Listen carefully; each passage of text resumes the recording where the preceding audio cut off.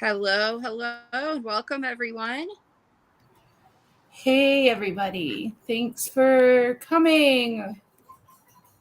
Yeah, I'm still it's sick. good to see everybody. Yes. I The know. only I good, wish you would get to feeling better. me too. This freaking headache is what's the killer. Every day I have a migraine. I don't know what's Yeah. happening. I've taken 9,000 Hmm. C word tests. They're all negative, but I feel like I did when I had the C word. So I don't know what the hell I have, but the There must only be some positive, virus going around. the only positive in it is I actually get to go live with you earlier instead of at 10 o'clock at night. So we'll take True, advantage of true. that. All I'm right. cutting open my Excedrin migraine as we speak. Do you want to Well, say I'll say hi? hello. While you're taking that, I will say hello. Sandy, I see you're cooking dinner. I hope you're having something good. I'm hungry, so that sounds good. Thanks for listening while you're cooking. Hey, Amanda Zananda, it's great to see you. Chrissy, hello, hello. Adorabelle, welcome and good to see you. Hey, 71, good to see you as well. X amount of words, hello and welcome. Let's see, Dippity Doo, hello, hello. Good to see you again tonight. Hey, T Adams, welcome, welcome. Nikki Hi, Rex, hello, and Adam. thank you. We are very excited about hitting that 1K subs. We're so excited about that. We were just talking about that before we came on. Welcome, Yeah. Nashville. Good to see you, hon. We don't know Sabrina, how we did that. welcome. Yeah, we literally thought that we would have 20 people tops when we first started this. So we are very grateful and thankful to everyone and very excited. Hey, Hi, Angela's on. Clips and Giggles. Replay crew, hello. Earth, welcome. Audrey W, hello. That guy, hello. Nope, we didn't start yet. We knew you would be here to hear about old Jim Jones. Hey, Squirrel Girl Gaming, welcome. And I Blissful, love her hello. name. Every time someone says her name or I see it, I think a squirrel's running around. I know, I love it. That's great. Hey, Christine W, welcome, hon. Just another troll. Hello, hello. Luann21, welcome. Oh, that was sweet of Jess to let you know about us, Luann21. That's really sweet. Hello, Boo. Welcome. Hey, Irvin. How are Irvin, you? how you doing? Are you done working, Irvin? Amanda, I hope you're feeling better. I'm really sorry that happened. Yes, I hope so too. You're in my prayers. She told me to get my liver checked. I'm scared. I'm Don't be scared to. scared. Hey, Sugar Beet, Um, welcome. yeah, I probably should go to the doctor though because Hello, the Blue Velvet River. Good to see you. Yeah, it probably wouldn't hurt. Just go get checked out. It's better safe than sorry. That's what I always think. That girl, welcome. See, Amanda said, don't be scared. okay, I'm the biggest baby when it comes to doctors. Hey, Blissful. No, don't be scared. It'll be all right. They'll probably just, my guess is to test that, they'll probably just take a little blood. I don't drink or anything, so I wonder what would be wrong with my No, liver. I probably drink too much coffee. better to go and get checked out. That's what I think. I don't enjoy it either, but trust me, believe me when I say it's better to go get checked out. And maybe it's something that, that's simple and they'll give you some medicine and say, here you go, and this will help you feel better. And that's what you need. Yeah, I will. I'll go. I'll stop being a big baby because I literally have been sick since what, a week now. Oh, I was going to say at least a week. Hi, Yeah. Lucille. Welcome. Good to see you. I think of my Yeah. cat Lucy when I see Lucille. Yeah, you're right, Oh, Amanda. yeah. Who's here for Jim Jones today, guys? Is everybody excited? I Yes, am. I am. I am because it's a very interesting subject. Hi, Wyoming Adventures. Welcome. Hey, Wyoming. Sugar is the key to liver health. Okay. Well, Oh, if you Amanda eat said maybe sugar, it's an autoimmune. So, yeah, better to get checked out. You all never right. know. Hopefully, it's just something simple. Yes. I'll have to do that this week, I Yeah. guess. But so guys, we have Jim Jones coming up. We have hi Carolyn Cece. We Hi, have Caroline. Urban Dictionary. And hey, new account. Hi, new Okay, account. cool. Welcome. So if you watch the first part of Jim Jones, put a 1 in the chat. I just want to know if I should do a little sum up of yesterday or just go right into part 2. And then do you got stevia or monk fruit instead of sugar? Okay, Audrey. You know, I grew up a vegetarian. My dad was a devout vegetarian. And I never was allowed sugar growing up. I didn't have sugar until I went to college or when I snuck it at sleepovers. But we were only allowed to have honey as our sugar, but my dad had stevia. And what's the other one called? That other one, NutraSweet. Yes. So I developed a natural not wanting to ever see that shit again because I grew up as a vegetarian and I absolutely hated it. But Hi, I probably Kenny, Texas gal. practice some of that. I know, boo. Hey, that's OG so Tristan true. Nicole. Welcome. Blissful didn't have any. Your spleen is immune stuff. Anyways, I'm off work, so I'm putting my practitioner's hat down. Okay. Hey, Riley. But look at this statement. This is so correct. Women plod on and don't go to the doctor unless they have a leg falling off, but they make their husbands and kids go. That is like I make my husband get checked up constantly, but I refuse to go because I'm terrified. Oh, you eat a vegan diet? Yeah, that was my life until I went to college. And when I went to college, you know how they say you gained a freshman 20? I gained a freshman 800. I ate so much shit that I was not allowed to touch growing up. Like even my Easter baskets were full of carob, which if anybody is healthy eater, you know what carob is. It's a substitute chocolate made from tree bark. Ew, so that was my candy. Even sound good. It wasn't.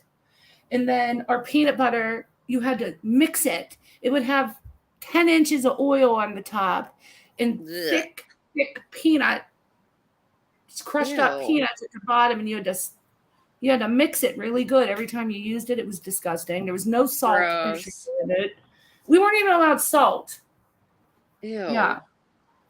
No, and then that's icky. And my dad took 9,000 vitamins. He made us do 9,000 vitamins. And then my dad ended up getting cancer, having fibromyalgia, having all these other ailments to this day. Right. And he was the healthiest man. Ate well, didn't smoke, didn't drink, and he ended up with 9,000 ailments. Oh, wow. Did you see what Amanda Zananda said? No, I missed it. What'd she say? There you go. After back. I know. Go to the doctor as soon as you feel anything, she says. Well, we're glad you're here with us, Amanda. That's a scary thing. And like I said, you're in my prayers, hon. I watched your live when you were explaining what happened, and I felt so bad. I was crying for you. That had to be the scariest thing in the world. I can't even imagine. Said knowledge is power, so go to the doc. She was raised the same way I was. Oh, your parents owned a health food store? That's amazing. Oh, wow. That's pretty cool. And that's another thing. It is so hard to eat healthy because to eat healthy, it's way more expensive. It really is. I know. I've noticed that too. The one thing I do notice, though, in living in LA, the one thing that is cheaper here are fruits and vegetables. So I constantly go to fruit or farmers markets because it's a lot cheaper. I love the farmers market. I absolutely love it. And I've lost so much weight that I'm pretty careful about what I'm buying and eating. So the farmers market is awesome. Yeah, yes. I constantly go to the one. When you come and visit me, I will take you to the one in Hollywood. Yeah, definitely. And then that guy can come with us when you come and visit. That sounds so good. That guy, I have a proposition for you. I don't know what you're doing this weekend, but the People's Church that Jim Jones started in Los Angeles in the 70s is still here in the same exact state that it was when he did his sermons there. Even the inside, they didn't even touch the seating. So I want to go because you can actually go in. Yeah, that's cool. Hi, Molly Lollipops. Welcome. That So would be if very you cool go, to see that. Especially since, there's all kinds of pictures. It would be very cool to see it. Right. So that guy, if you want to go, let me know. And we'll go. Saturday or Sunday. Hold on. My daughter's making a lot of noise behind me. Hold on.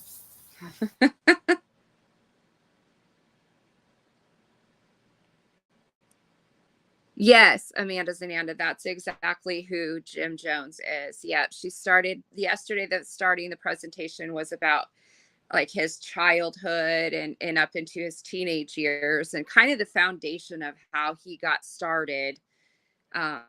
She's going to get into it more deeply today. So this should be super interesting. Oh, thanks, Wyoming Adventures. She's got some really other cool things coming down the line too for other cult leaders. And yeah, I'm learning stuff too that I didn't know about Jim Jones either. So, and I think this is really interesting. Hey, hi, Tattoos. Yeah, we're going to do David Koresh after this. And then Manson, because that guy and I are going to go out to his area out here now at Los Angeles. And then don't forget to contact Parker about getting a possible guest. Yeah, definitely going to contact Parker.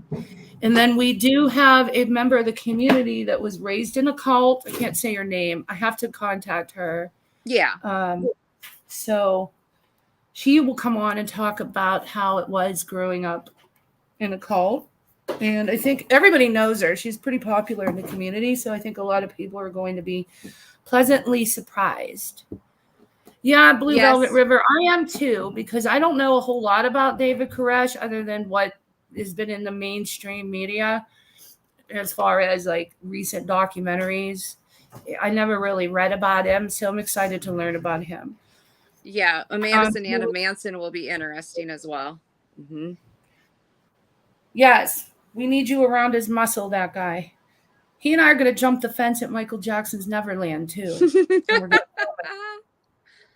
But we did uncover a lot of, so the people that have studied, I see a couple people in the chat saying they did study Jim Jones.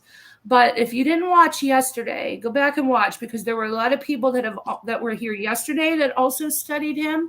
And they said that we actually presented new information that they weren't aware of. Yeah. So I have go back and watch stuff. I've watched a lot of stuff about him, and there is a lot of new stuff. So please listen. If you're interested in Jim Jones, go back and watch, because there's a lot of new information that I never heard. Yeah. So, I mean, I'm not promising that there's new stuff there you might not know, but a lot of people yesterday said there was. Yeah. And then one thing that I did leave out yesterday is, do you guys remember when I said when he was little, 9 and 10 years old, and he started to become very, very religious, that he actually swore a lot and he stole from candy from the thrift stores? Yeah. And all the other things that he did that was naughty. Well, I forgot to tell you guys, he had 2 famous sayings. One was, and this is at 10 years old, he used to go and, hey, tits up. Hey, tits up. That's awesome. Welcome. I always loved your name. Everybody wants their tits up. Nobody wants their tits down. People buy bras to keep their tits up. But anyway, right. So 2 of his famous sayings when he was little was, good morning, you son of a bitch, and hello, you dirty bastard. And he would say that to the elderly ladies, to all the preachers, because it was a very religious town, and to his school teachers. So he would just walk into school and say, good morning, you son of a bitch, to his teachers. Oh my God. Welcome, NT's Apple Bottom Jeans. Good to see you. Oh, wow. Yeah. I can't believe I left that out yesterday. I was just thinking of this. And you said he was like 10 years old when he started this? Oh my gosh. He was highly intelligent. Highly. And, he was pretty neglected. And another thing that I did, I gave the wrong information on. He was an only child. There weren't 9 kids in the family. There were 9 kids in his family, not with his mom and dad. So I had that mixed up. So I apologize for that. I don't want anybody to come back and say, You told us the wrong damn thing. Amanda. Yeah, go ahead. I was just going to address that. Go ahead. No, the interesting thing about that, because most crazy people do start torturing animals when they're young. Not crazy, but like serial killers, people that are off, people that are diabolical usually begin on animals. But you'll be interested to know that Jim Jones actually went around and picked up all of the roadkill in the town and would have full funerals for them. At 10, he started doing this. So he would have full funerals and burials for each animal that he found. Not like a mass one. Not a mass one. They would each get their own separate funeral. So I thought that was fascinating. But then didn't he kill his dog later on?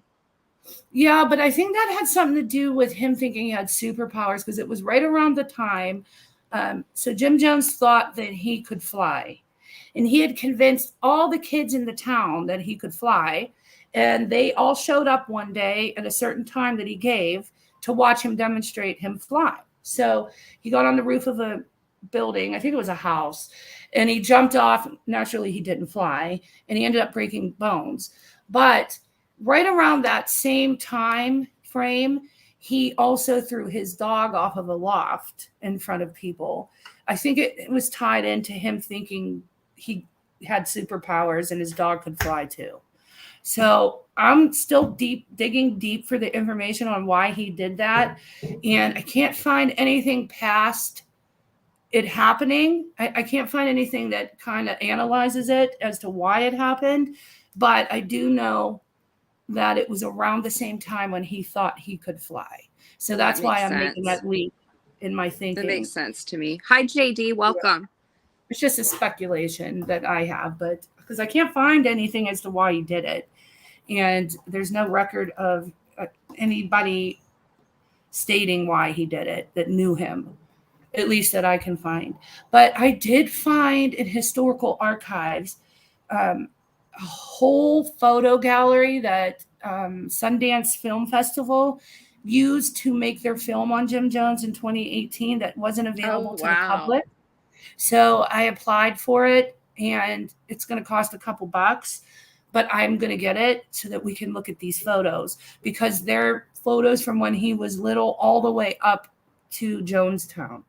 So I think it's not things that have been in the mass media at all. Right. That'd be great. That's what I thought. I think it'd be worth the money. So I did do that today.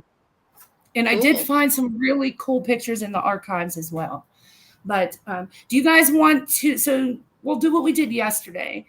Do you guys want to start with Jim Jones and end with fun with the Urban Dictionary, or do you want to do the Urban Dictionary first and then end with Jim Jones? Hopefully, I think we should do serious and then funny at the end, but it's up to these folks what they would like to do. Hi, Boots Mama. So put a 1 if you want to do Jim Jones. Put a 2 if you want to do Urban Dictionary first. And then, of course, we didn't get to talk a little bit about drama. I know there's been a lot of drama in the streets the past week, yesterday, because we ran out of time. So there are things that I was going to say at the end about what's going on out there. Looks like a lot of ones. Hey, Wandering Sub. Hey, Wandering Sub. Tara Boom Boom. Hey, Southern Lady. Okay. Yeah. Looks like Jim Jones first. Hey, I wonder what. Okay, let me get all of my slides up. All right. And I'll just do a slight recap of just a few things that we learned yesterday, just for the people that haven't seen it. But if you did not see part 1, go back and watch it so that you're caught up for part 3 when we do it. We're not going to be able to go live tomorrow, but Saturday probably we'll do part 3. Okay. I'm going to go ahead, and you're deleting all the ones. Okay, Irvin. All right, so let me grab the slides. So give me 1 second. Yeah, I tried to set up a slideshow. Where I wouldn't have to change the slides myself, because it's too hard to remember to do that when you're talking and I couldn't get it to go. I played with That's that for okay. 2 hours. You did a good So job with that last night. I know, but it was like, it was aggravating to me. It was making me lose my focus.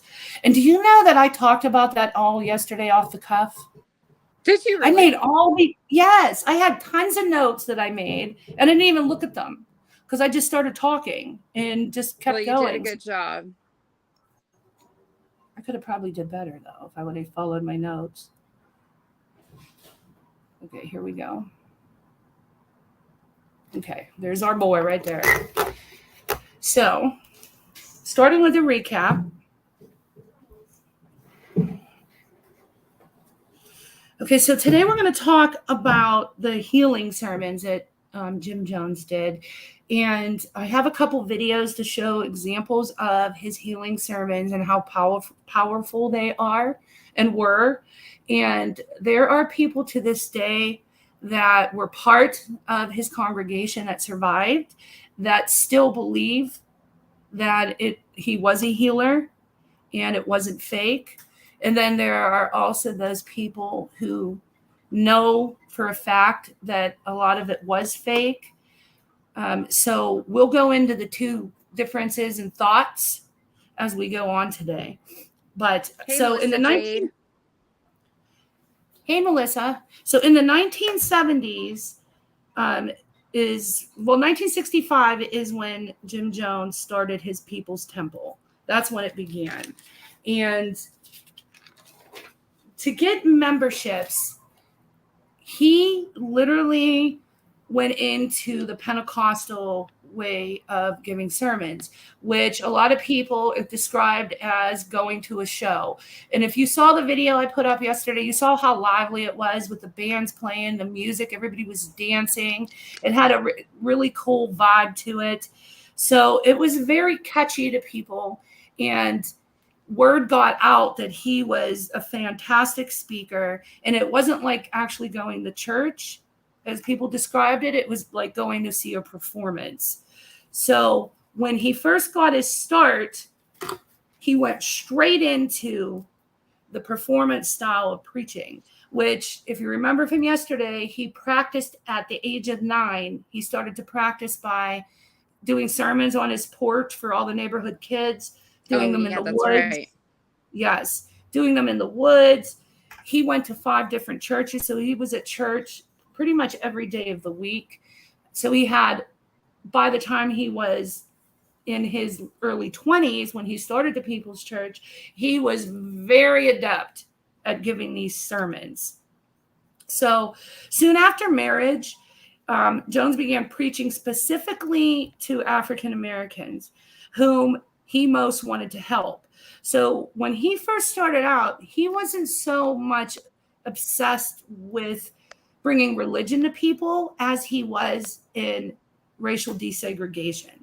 But he used religion as a way to get the message out for racial desegregation. And the way that he tried to build up his followings, like I said, he would use these healing rituals.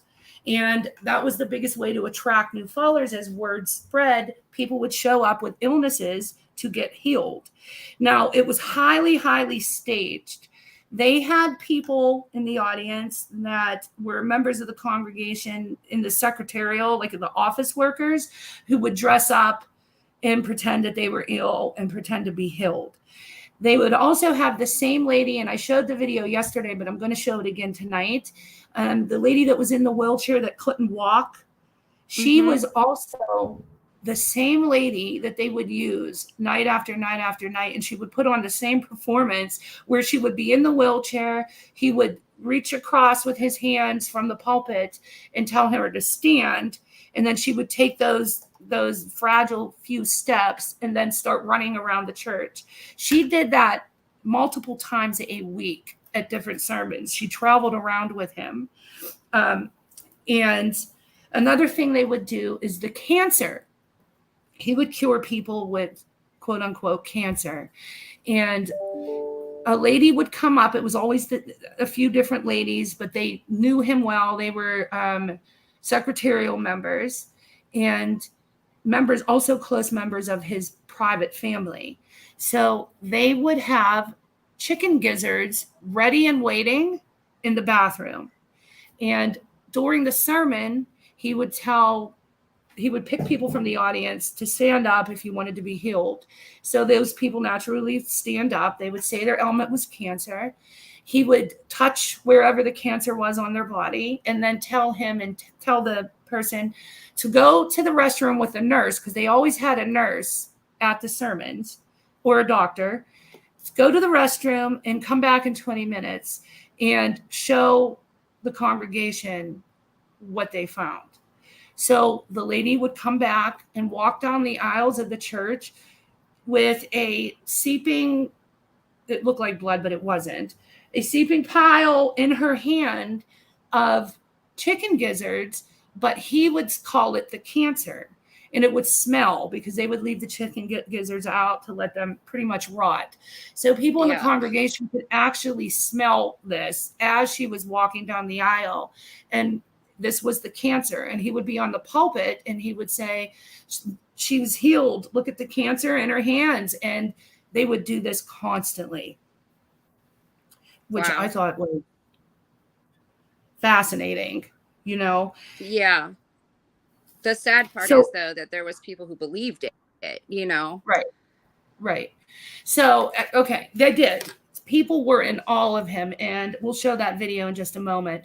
But people literally did believe him. And even the people that helped fake and put on the show believed he could heal. But they thought that they were just helping the congregation grow, because he described his powers, his abilities, as very draining on his physical body. So do you remember when I said yesterday that he ended up having to go to the hospital because of exhaustion from fighting for civil rights? Yes. So they were afraid that he would become exhausted again. So they would reenact these things that they thought in their minds were things that he could actually do.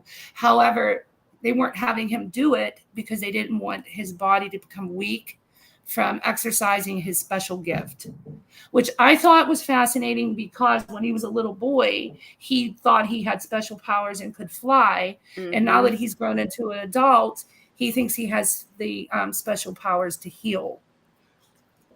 And these people that dressed up for him and carried chicken gizzards down the aisles of the church literally still believed that he was a healer and he had these capabilities, but they were only helping him so that his body would not become weak and he would end up in the hospital. So let me switch the slide. So as he gained popularity, he would end up being in newspapers. There weren't a lot of preachers or pastors that advertised their sermons in newspapers, on the radio, and on TV. He was one of the first. So as he gained notoriety, he would end up being in all kinds of newspapers, advertising for his sermons. And here's some examples of that, which I thought were neat. I pulled these from the archive. Hey, Andrea, Mom. Yeah. I pulled these from the archive. So these are the actual newspaper ads. Wow. So this is him healing. This is an example of him healing here. Hey, Ladybug. Hey, Broken Justice. Now this lady was in a walker, and he's helping her to walk. This is not the lady that he had brought along with him that did it every night. And I'm going to show the video of the actual lady. This was an actual parishioner. So there were congregants that would get up during these sermons to be healed, but their faith in him was so strong that they actually would do things that they normally could not do. And I'm going to read some examples of non-fake, quote unquote, healings, because the power of belief is very, very strong. And their faith in this man was so strong that people that had these ailments would not feel those ailments. Wow. No, they would return.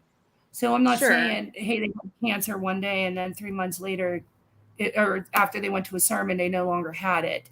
Their belief in him and their belief that they were healed actually prolonged their health, because Sure. that's how strong the power of belief is. Welcome, Patchouli. Good to see you. Okay, yeah, so that's wild. Right. And that's like one of the things we learned about in parasocial relationships is you believe so strongly in the person that you have this quote unquote friendship with, that you feel they do no wrong, that you will white knight for them, that you will give them all your money. It's the same kind of logic thinking and mentality. It's very similar. Being in a parasocial relationship is very similar to the beginnings of cult-like behavior. Wow. And it's fascinating because it's part of, human mentality, that we all think like this in human psychology.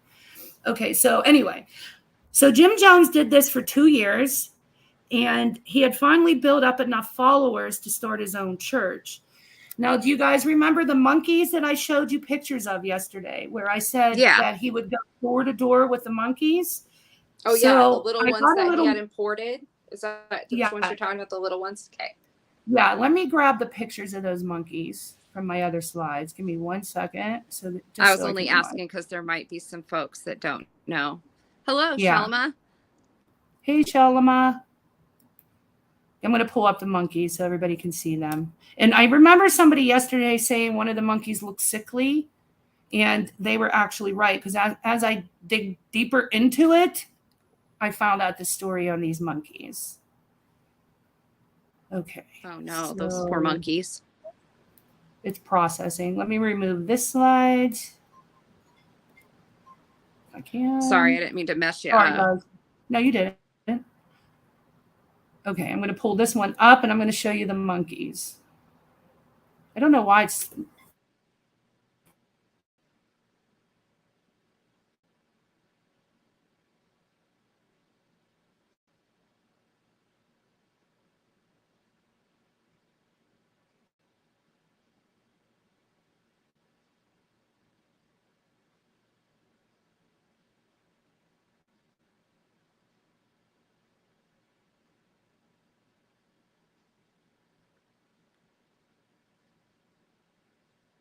I know, right, Andrea, Mom?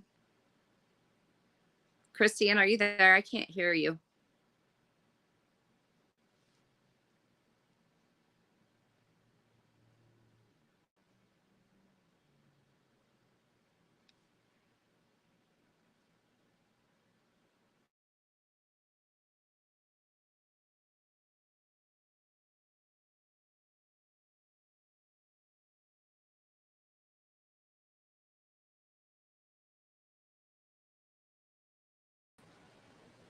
Can everybody hear me now? Sorry, I went back out and back in because I couldn't hear anything.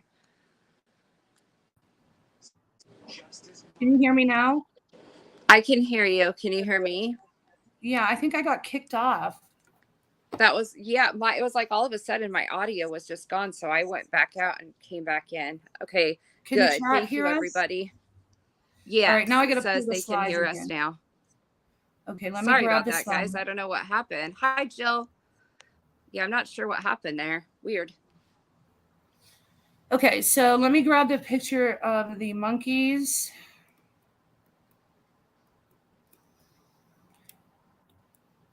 In my everything's moving very slow. Like I'm trying to process these slides, and they're not turning very quickly. So I don't know if it's our connection or what is happening. It could be. Christiane Somi has a question. Go ahead, Somi. Says, do you think this is the sheep mindset? She said, can you hear me? Yeah. Can you hear me? Do I think it's... Okay. It yeah, says, I can hear you. Yeah. Okay. It says, do you think this is the sheep mindset that caused all of these people to follow him even to their death? Yes. And we'll go deeper into the psychology of it in part 3. But yes, I do believe... you guys... It says we lost them. Can you guys hear us now? Uh-oh. I hope they can hear us. Can you hear us? It might be just somebody behind it, because my Wi-Fi is strong. Anybody in the chat, if you can hear us, put a 1. They can hear us. Okay, they're saying yes. Okay, good. Just making sure. Sorry, go ahead. Okay. All right, so these are the monkeys.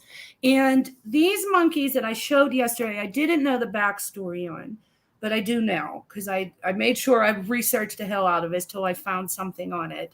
So as you remember that I said yesterday, one of the ways that Jim Jones raised the money to start his own congregation was by fundraising with monkeys. And he would go door to door selling monkeys.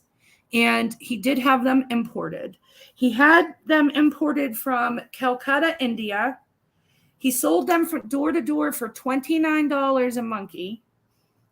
And he also used it as a way to grow his congregation by giving them out to his parishioners that would bring in the most new members. So he would do it weekly. Whatever congregate brought in the highest amount of new members got a monkey for free. So he was constantly having to import these monkeys from India. And all was well until one time he had a shipment of monkeys arrive. And so this is a trigger warning. Trigger warning for those that love animals, because this upset me. The monkeys arrived and there were 3 in the shipment and only 1 was alive. Oh. Yeah. So he had one more shipment come that had 7 monkeys in it and only 3 were alive, but they were barely alive. But the bad part about it, or what's even worse about it, because that's bad enough, but what's even worse about it is Jim Jones got so angry that they tried to charge him an $89 air freight bill, which $89 in those days was probably equivalent I'm to sure a lot. now. Yeah. Yeah.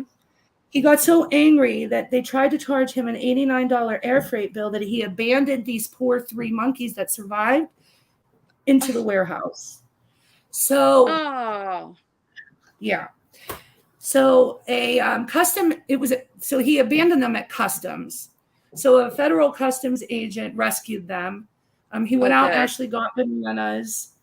He mixed the bananas with a little bit of brandy. I don't know why. Fed them, and it said that in an hour later, the monkeys were able to sit up and they were chattering and they survived. So a custom agent did save these 3 monkeys, and he stopped from that point importing monkeys in to sell door to door and to grow his congregation. But he brought in 300 new members just by using these monkeys. Wow. So that was one of his strategies. I know, and I'm sorry, guys. I know that pissed me off, but Broken Justice, yeah, I'll have to check it out. Sorry, go ahead. What, am I not invited? Of course you are. That's weird. Okay. All right. So once he had enough money, let me take these off and bring up the other slides, though. Did you see Melissa Jade says monkeys would hook her also? Yeah, I would probably be like, I want a monkey. Yeah. Here's my money. Yes, absolutely. And I find it fascinating that you could just import monkeys whenever you wanted to, as long as you had the air freight money. Yeah, that would never go over this day and go through customs that without all kinds of red tape. I wish they would have had red tape for it then, because I feel so bad if they were just shipping animals from India with no food in their boxes and everything else. It should have been regulated, and it wasn't. I'm going to actually do some research on what the regulations were back then.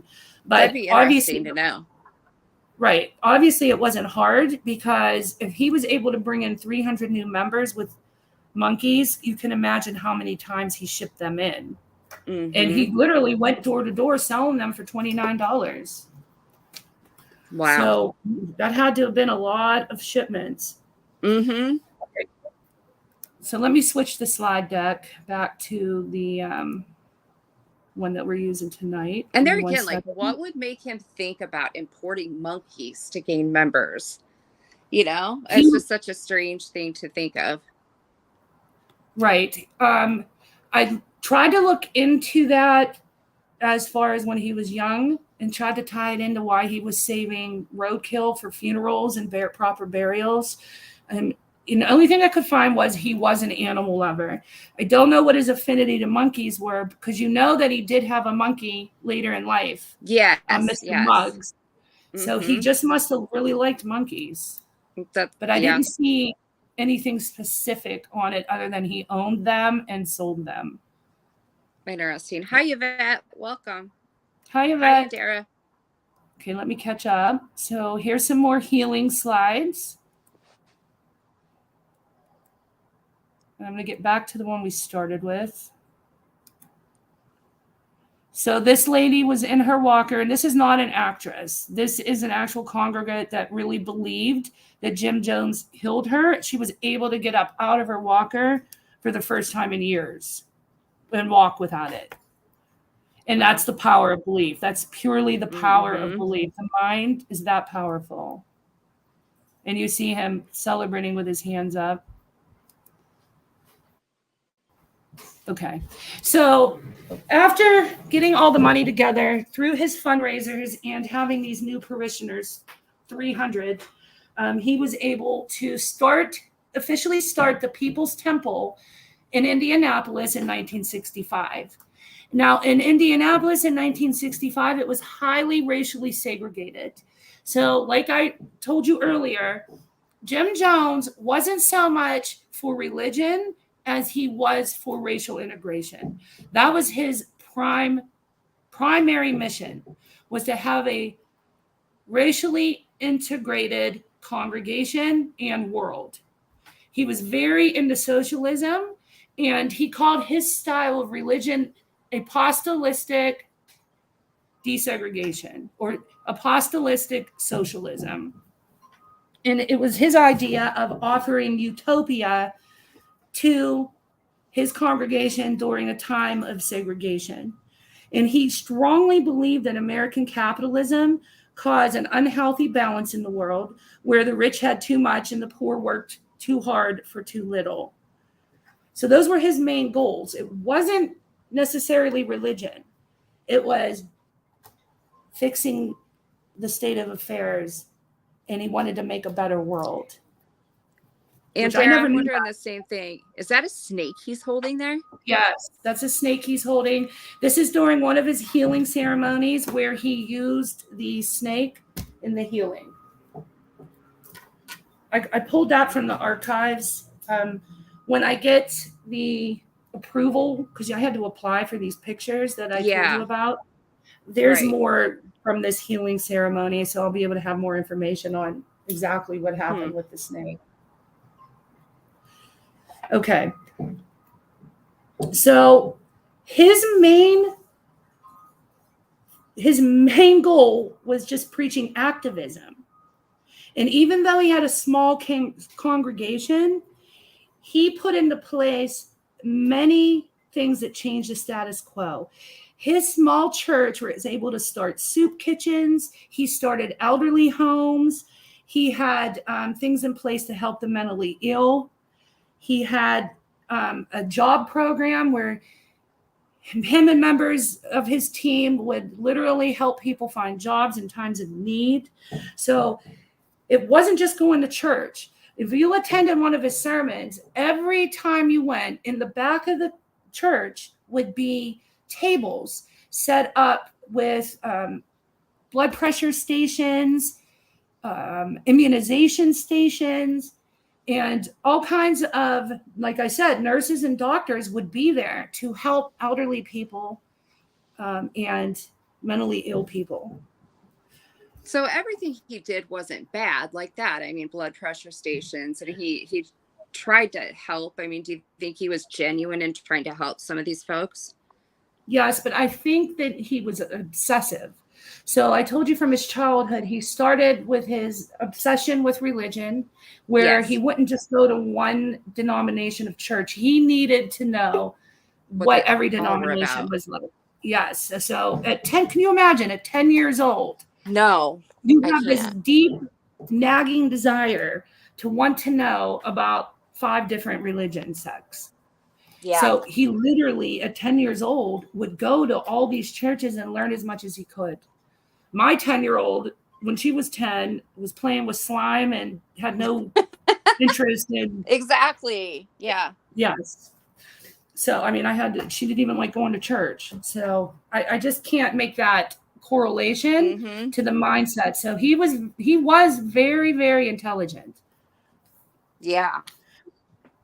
Okay. So as the temple grew, scrutiny of his practices also grew. So people were starting to not only get pissed off because he was racially desegregating in such a time when that was frowned upon, especially in Indianapolis and other areas as well. But Indianapolis at that time was the KKK was very prevalent.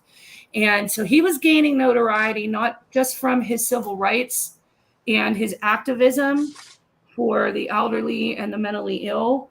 He was also gaining notoriety for his healing sermons. So he started to come under investigation. When he found out that he was about to be under investigation for his healing sermons, he picked up his congregation and then moved it to Redwood Valley, California. And we talked about that yesterday. He did move to Brazil for 2 years because he became then obsessed with the nuclear holocaust and believed that America was going to be hit by nuclear bombs. And there was an article in a magazine of the 9 places that you are safe in the world from a nuclear bomb. And one of those was this town in Brazil. So he did pick up his whole family, moved to Brazil for 2 years. He did leave his family and his congregation behind, but they did carry on his way of preaching. So his people's church did not shut down. It still existed while he was in Brazil. He came back 2 years later. He found out that he was going to be under investigation for his healing rituals because he was making a ton of money as well, guys. Like, this wasn't just about him doing good for others. He was also raking in tons of money every time he held a ceremony or a sermon. So he was starting to get noticed by the authorities and also people who in organizations that did not want to see racial desegregation. So he picked up his whole congregation and moved to Redwood Valley in California, Northern California, because Northern California was also on that list of 9 places where you're safe during a nuclear war at that time. I do not know why. I don't know the logic that went into these 9 places that were selected. I tried to read the article, but because it's so fuzzy, the snips were so fuzzy, I couldn't make out the words. But I'm going to try to see if they have that article in the archives that I applied for. And if they do, we'll read it and find out what the logic in that was. So anyway, he moved the congregation to Redwood Valley. And while he was there, we went into great detail on what he did. He was a high school teacher for 3 years while he was building up his congregation in Redwood Valley and therefore opening up his Redwood Valley People's Church complex. Once he got to that place, it took him 3 years. He took the things that he was doing in Indianapolis as far as soup kitchens and elderly homes and did 9 steps more, where he had addiction programs. There was a child fostering program, food kitchens, more elderly homes. He would literally his team would literally drive elderly people to the doctor. And not only would they take them to the doctor, they would also follow up and make sure that these people were receiving appropriate and proper care. He did that with the mentally ill as well, and children, and people that were in poverty. So, there's your kitty saying hi to us. Yeah, sorry, everybody. I can mute if you need me to. No, you're fine. So, as his work in activism grew, like it did in Northern Carolina, he became praised on TV. He was being praised in newspapers, and people's trust in Jim Jones quadrupled. They believed in him, they trusted him, and they really thought that he was trying to make a better world and knew the answers on how to do it. As I said yesterday, we went into what happened after Redwood Valley. Once his congregation grew, they would go into a bus, and he would travel around to different cities and different states and recruit new members. And the way that he recruited new members was to continue with these healing ceremonies. And that is when he had a team of people that 100% would participate in faking the audience.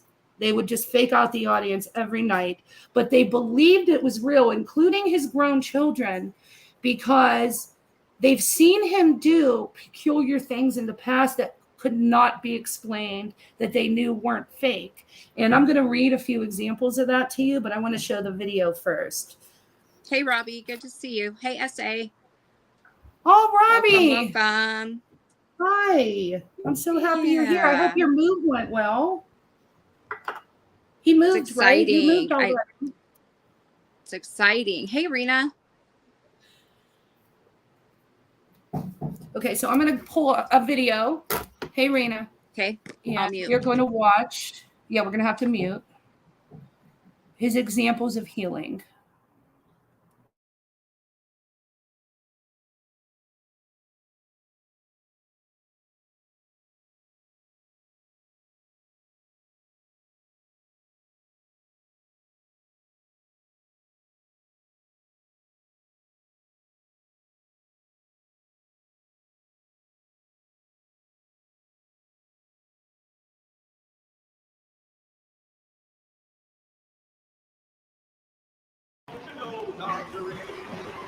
Jones's best recruitment tool was fake miracles.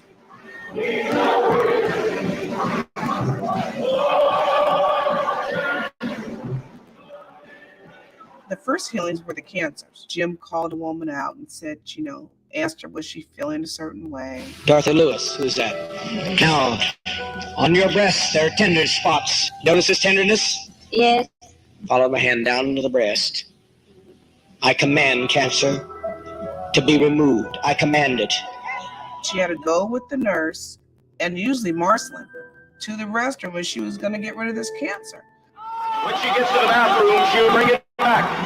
That tumor shall be brought back. So it took a while, and all of a sudden, they come down the aisle. Here she comes. They're carrying this white napkin, and it's horrible smelling, right? It smells rotten. Just look at that growth, that bloody mess. The growth is passing me now in a large mass of paper towel. Now press it again. You'll find no tenderness or soreness this time. No. It's all gone. You've been protected. Bless you.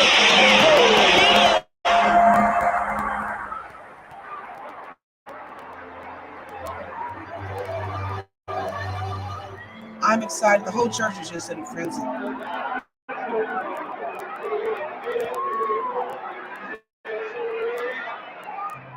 I believed absolutely everything that I saw.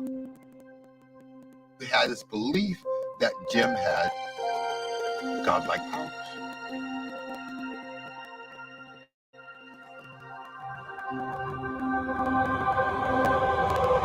I've always thought I should have known something was up. It wasn't until I was maybe 16, 17 years old, I started putting things together.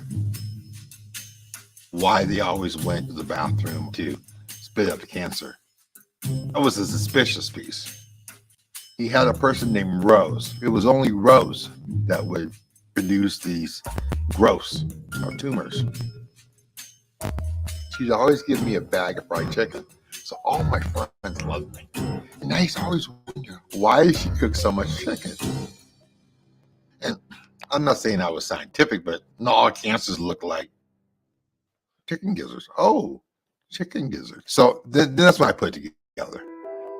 Jim created this environment for people to believe. He still may have cancer, and they may die 3 months later.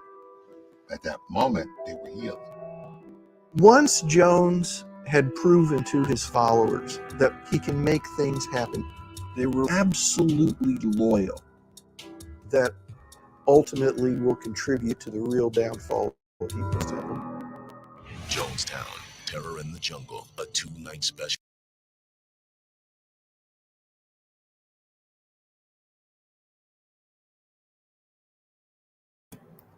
Okay, so you saw there an example that I talked about earlier with the chicken gizzards being the mass that would be produced during the sermons. And it was always the same lady.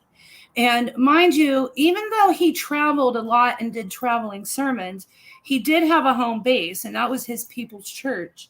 So there were congregates that would see this done repeatedly and still believe. It's fascinating to think about.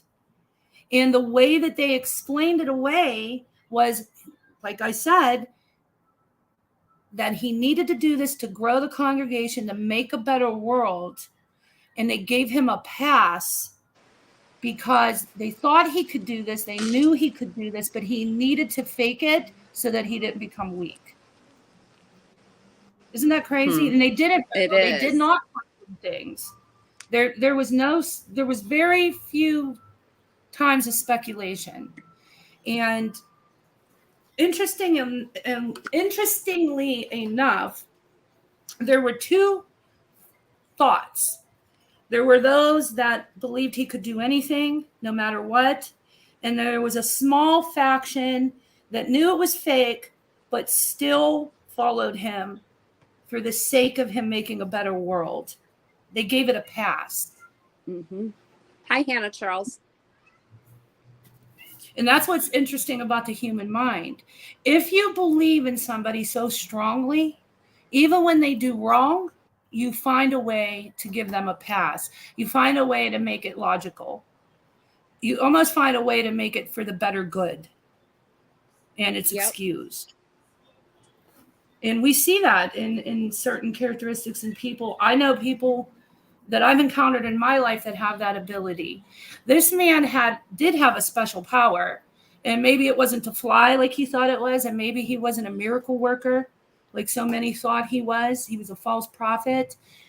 He did have an ability to organize the masses to follow him.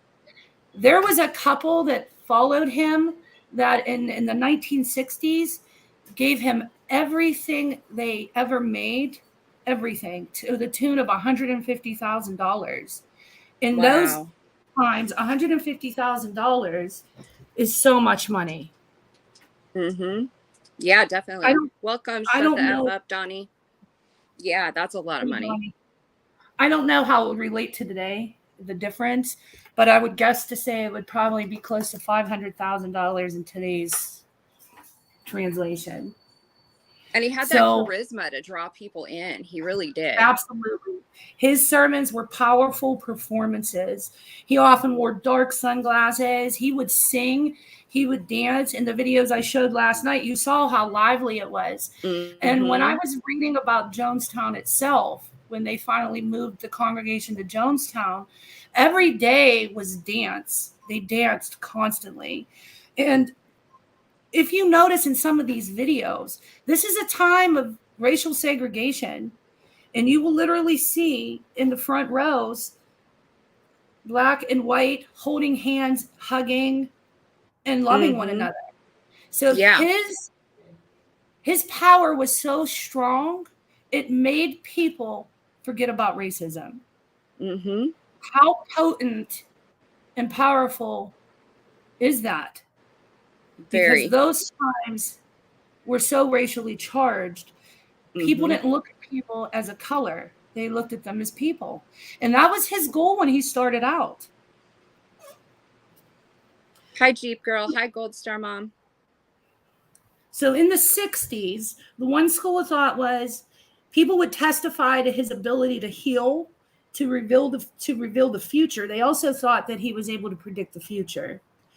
Some survivors believed in healings and about the psychological impact of their beliefs. And like I said, their main thought was belief is a powerful force. So they felt that if you believed enough, then you could be healed. And that's what they think Jim was doing. He was making you believe enough that you could heal yourself. But they do have him on tape. There are actual tapes that you can get on Amazon of a lot of his healing sermons. I may order them. I don't know how much they are. I've got to check. But I think it would be fascinating to listen to them. They're cassette. They were on cassette. They remastered them. But on one of the tapes, this is him, quote unquote. He said, quote, "If anybody gets up and asks me any questions about what did you do with your healing ministry?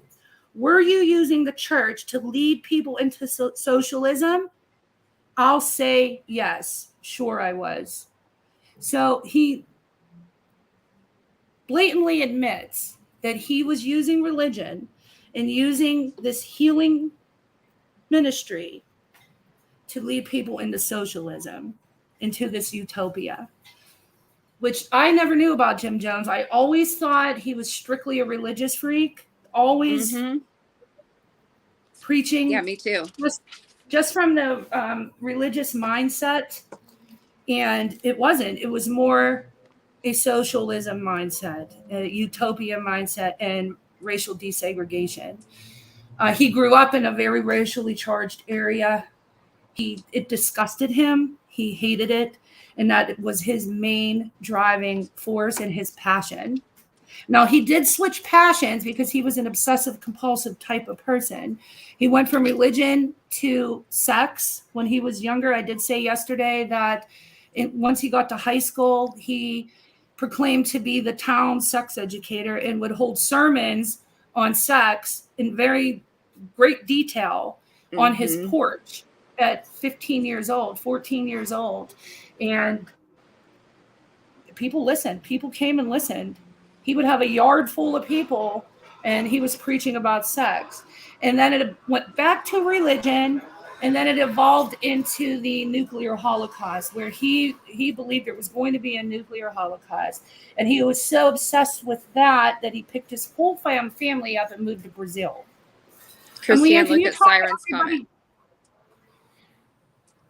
Oh, I lost it. It says, "Hello, I'm listening at work, so no cursing, Christiane. Don't get me in trouble." Okay. I haven't swore yet, I don't think. That's only for Urban Dictionary. Kidding. That's right. Okay, I'm gonna run to the bathroom. Will you talk to everybody? Fine. I'll talk to people. Hello, and hello, Laura Lulu. I feel like I've missed so many people. So hello to everyone who's come in that I didn't get to say hi to. I don't want to interrupt Christiane when she's talking. So what do you guys think? Are you enjoying this so far? I'm finding this really interesting about Jim Jones. There's a lot more to him than I thought too. I didn't know a lot of the information she's presenting. And I think it'll be very interesting when she dives into David Koresh and Manson. And hi, Remy. I am thinking I think someone asked about Marshall Applewhite and the Heaven's Gate cult. And I will see if she wants to dive into that one. If not, I'm willing to dive into that one. I just watched a whole program about it.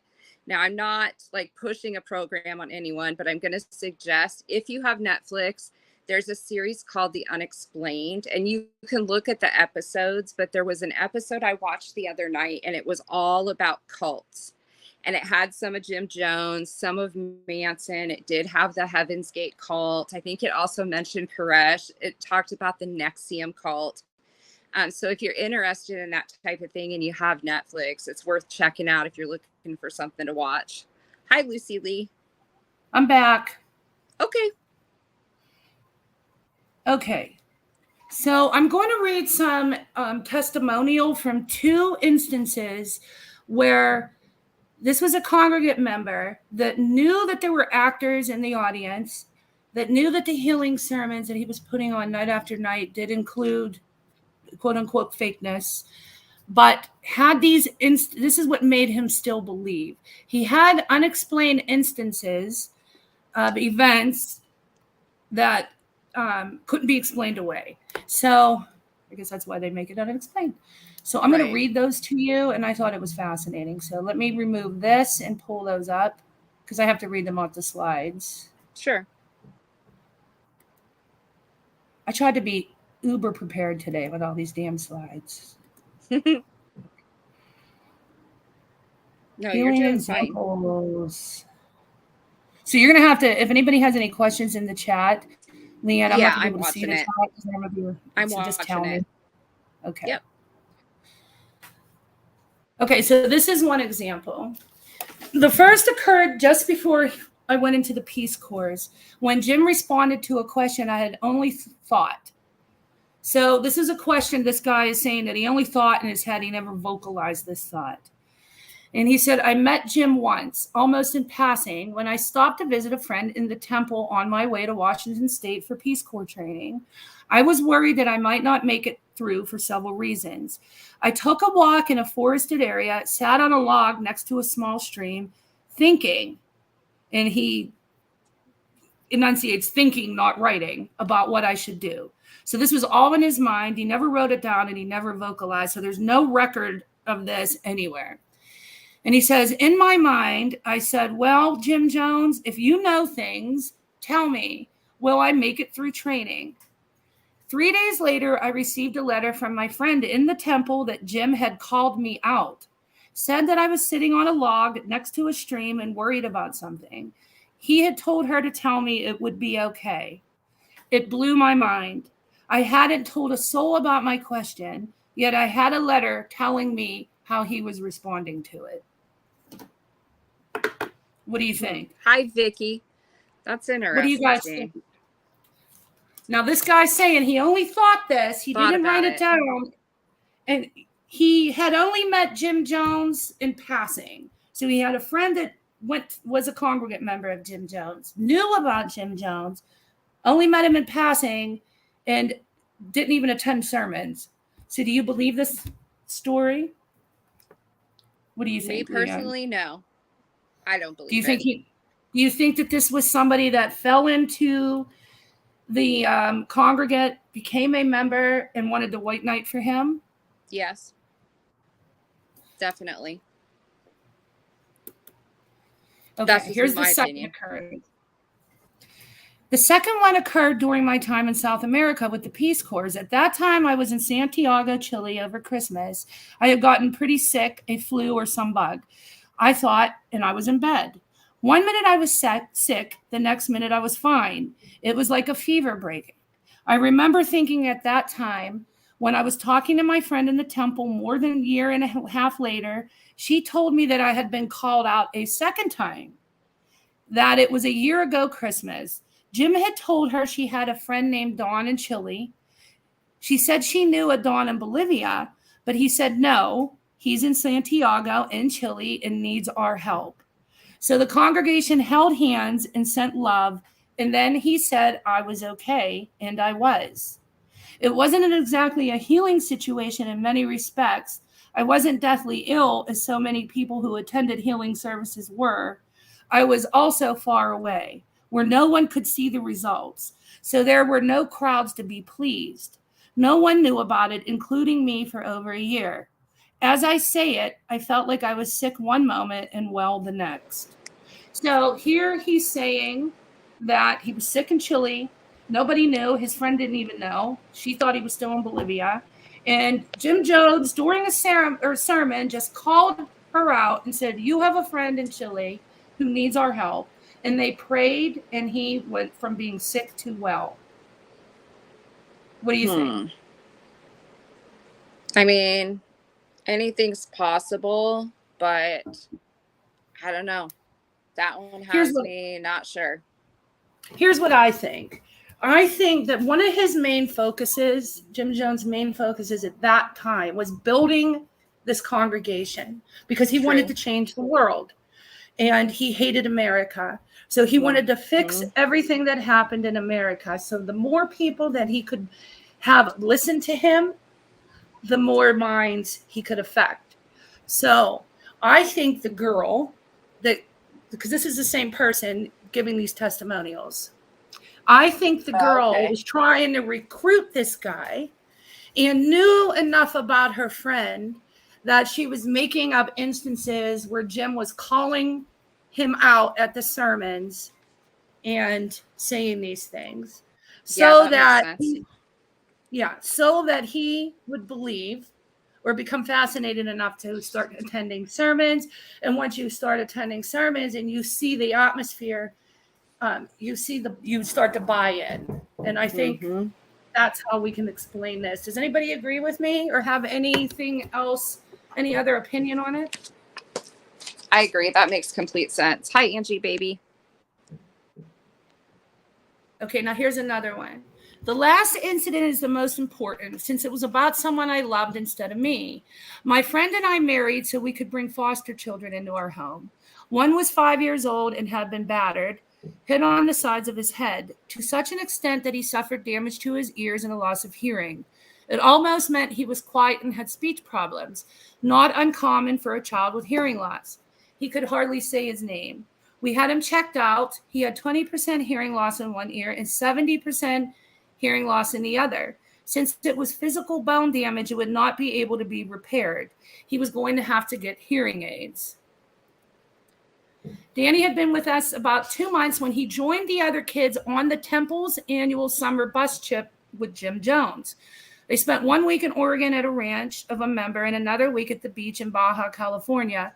When they returned, Danny got off the bus talking away, speaking clearly and understandably. It was amazing. I was just sort of staring at him when Jim walked by. He looked at me and then at Danny and then at me, smiled and said, "He'll be fine." Nothing more was ever said. We had him retested and the 20% loss ear was normal and the 70% loss was now 20%. And hearing was never a problem again. What do you think?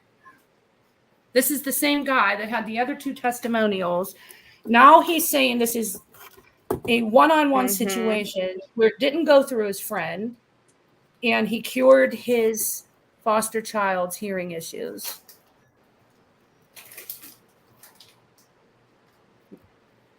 I didn't know what quite to make of it. I don't know if you're I don't know enough about medical things to know that if you do have a hearing loss when you're a child, if it can.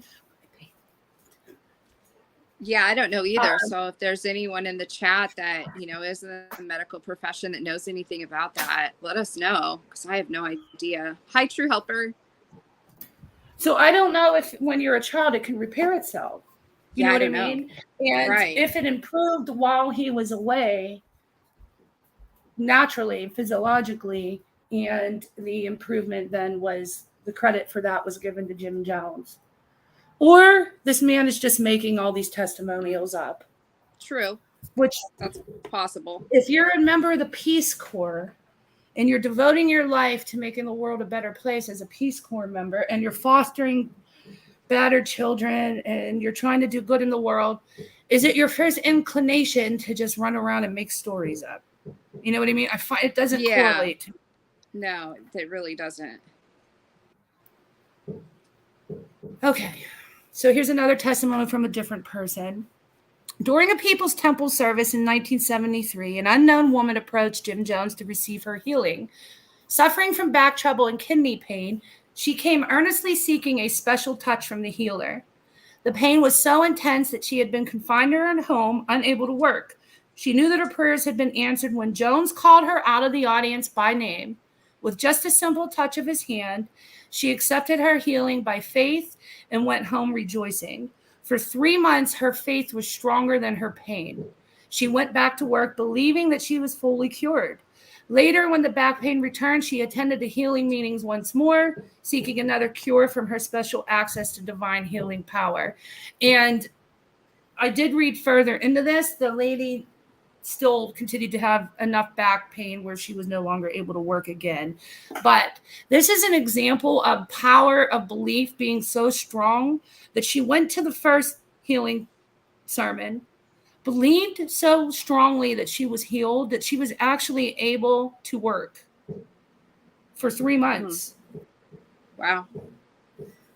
And it says the power of the mind. That's what I think it is. Yeah, her faith was stronger than her pain.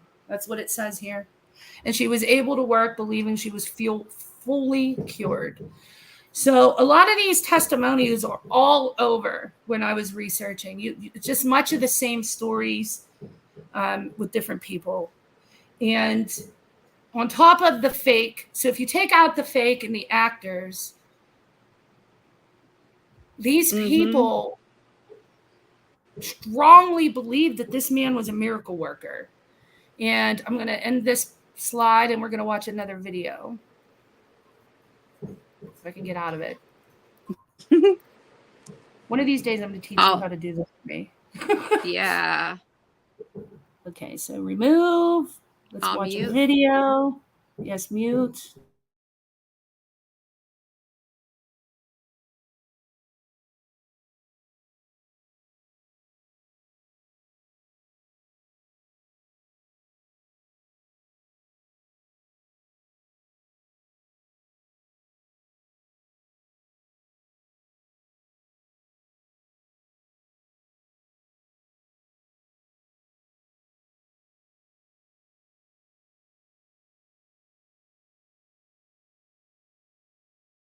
Before I came here, I was taking LSD, marijuana, every type of dope you can imagine. Without our Pastor Jim Jones to teach me the right way, I would not be in college right now. And for me, that was like, wow, man, I like that. Thank you very much. Thank you. It was an interracial group. The choir was interracial. And what have we done in a short time? We have 4 senior citizen homes that are the most innovating, the most beautiful you want to see. Now, my home is stone blocked, and there's not a piece of new furniture in it. But our senior citizen homes, they're elegant. That's beautiful. Edie?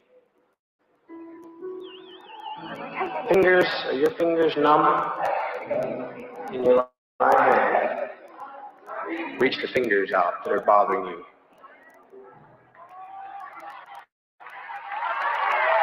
Now, is the pain gone?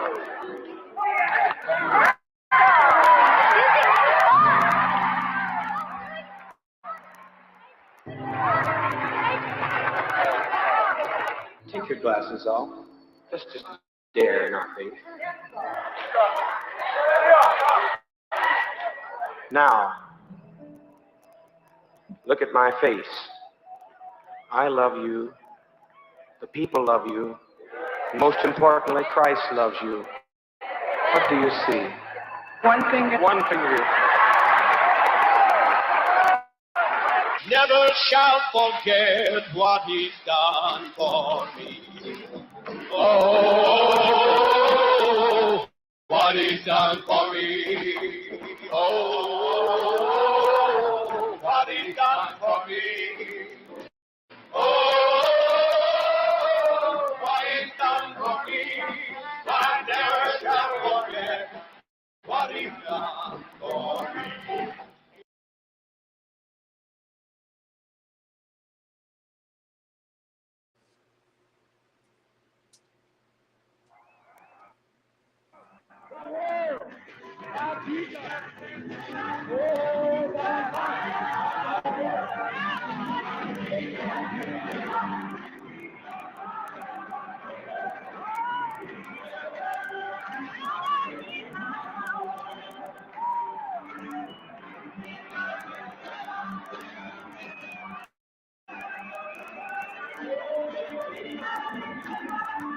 He told me things that no human being in an ordinary state of consciousness could possibly know. And even though I was a lawyer, and even though I'm a skeptic, I had to be convinced because what's real is real, and what I could see. And then he told me about my back. And he told me about all the treatments I had and how they hadn't worked.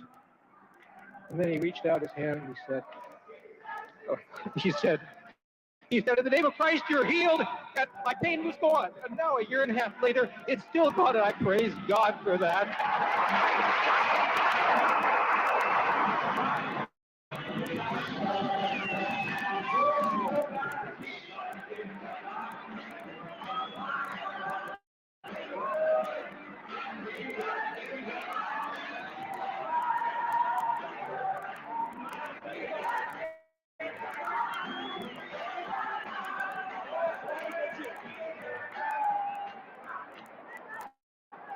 What is the mysterious force called healing?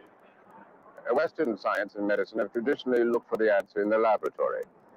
Startling and sophisticated methods of healing, predating the beginning of science by thousands of years, have generally been ignored or ridiculed. The scientific method demands controlled experimental conditions and results which can be measured and duplicated for verification. But today, we may be on the threshold of balancing the scientific side of our nature with its non-rational counterpart, the vast world of human knowledge and belief ranging from orthodox religion to the occult.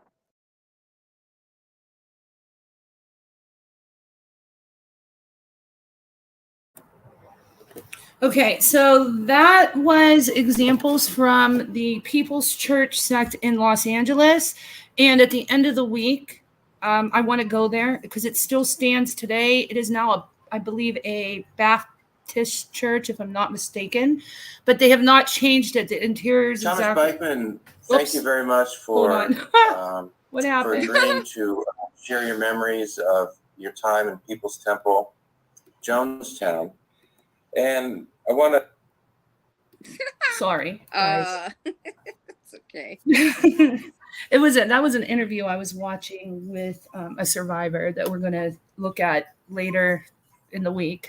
But anyway, the People's Temple in Los Angeles is unchanged. And I have pictures of it, but I want to go to it. It's only about 15 minutes from my house.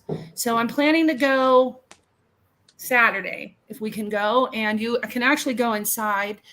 Nothing has changed, not even the seats, the pulpit, everything is the same. And I think it would be really cool to check it out. Mm-hmm. I agree. Southern Lady has a question. Are you going to play the last day recording when we get to that part? I'm torn on that. I'm going to take a poll in our community post. I don't know if it's going to be too triggering for people. So I'm just going to take a poll for it and then decide from there. I know some of this is what she said. True Helper said, just settle down, Jim. Leanne was speaking. Thank you very much.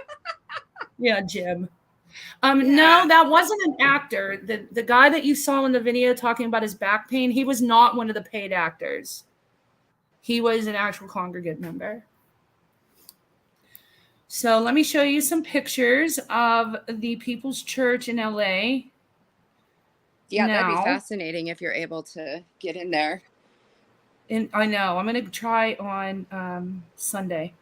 Mm-hmm. And then I have more pictures of Mr. Muggs. So here's the church.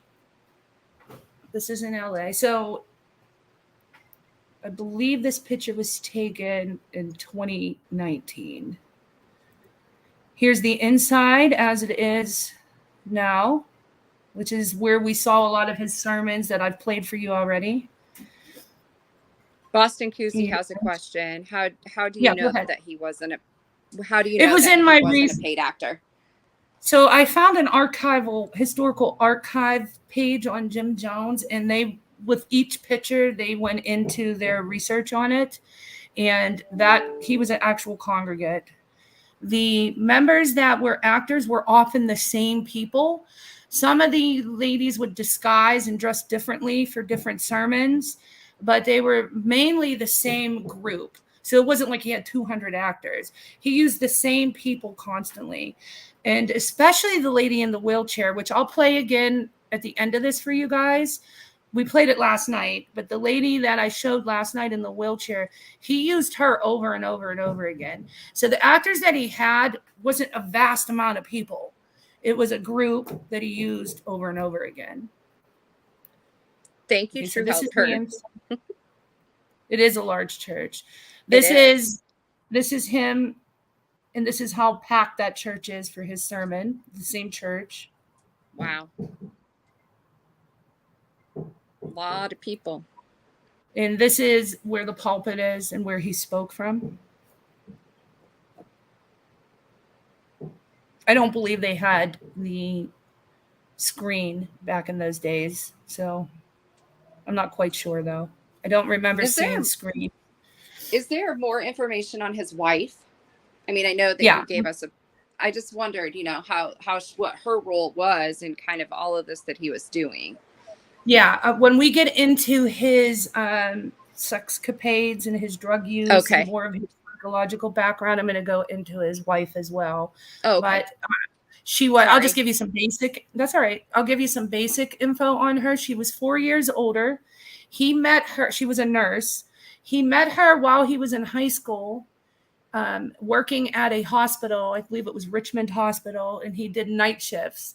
At 17, he met her there. I believe she was 21 or 22, and he graduated, and they got married the next year.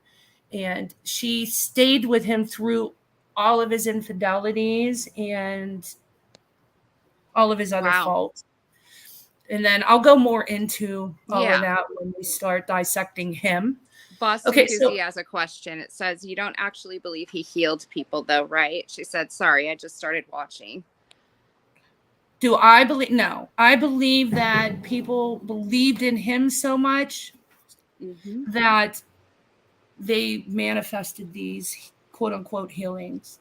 That I believe very strongly in the power of faith in the human mind. And once you see this video that I'll show you of the lady in the wheelchair and the congregation just reacting, you will see the amount of faith they had in Jim Jones just by looking at their faces. And remember, he did a lot of good for the world in the beginning. He did. And that only made their faith in him even stronger. So the power of healing was an aspect of the temple, but he also provided the power of providing lawyers for people that were in trouble or in jail. He helped people find jobs when they needed them. He had the power to find people places to live, especially the elderly and the mentally ill. He found people clothing and food. He desegregated every one of his sermons. The People's Church was not racially segregated at all. And he led the example for other churches that felt pressured to desegregate as well. Through him, an entire hospital was desegregated. And where they had separate wards, they no longer had them because of the pressure and the publicity that he was bringing to things. He did do good, and it made people stronger for him. Yeah, you don't usually hear about, the good things, because I didn't know that until you said that last night. I had no idea that he did, such good things before everything kind of turned. And it was almost as though he decided to use his quote unquote insights into the world to bring people to do more for themselves and build a new world, because he did not have faith in America. And he was disgusted by segregation. And he hated everything about the world as it was then.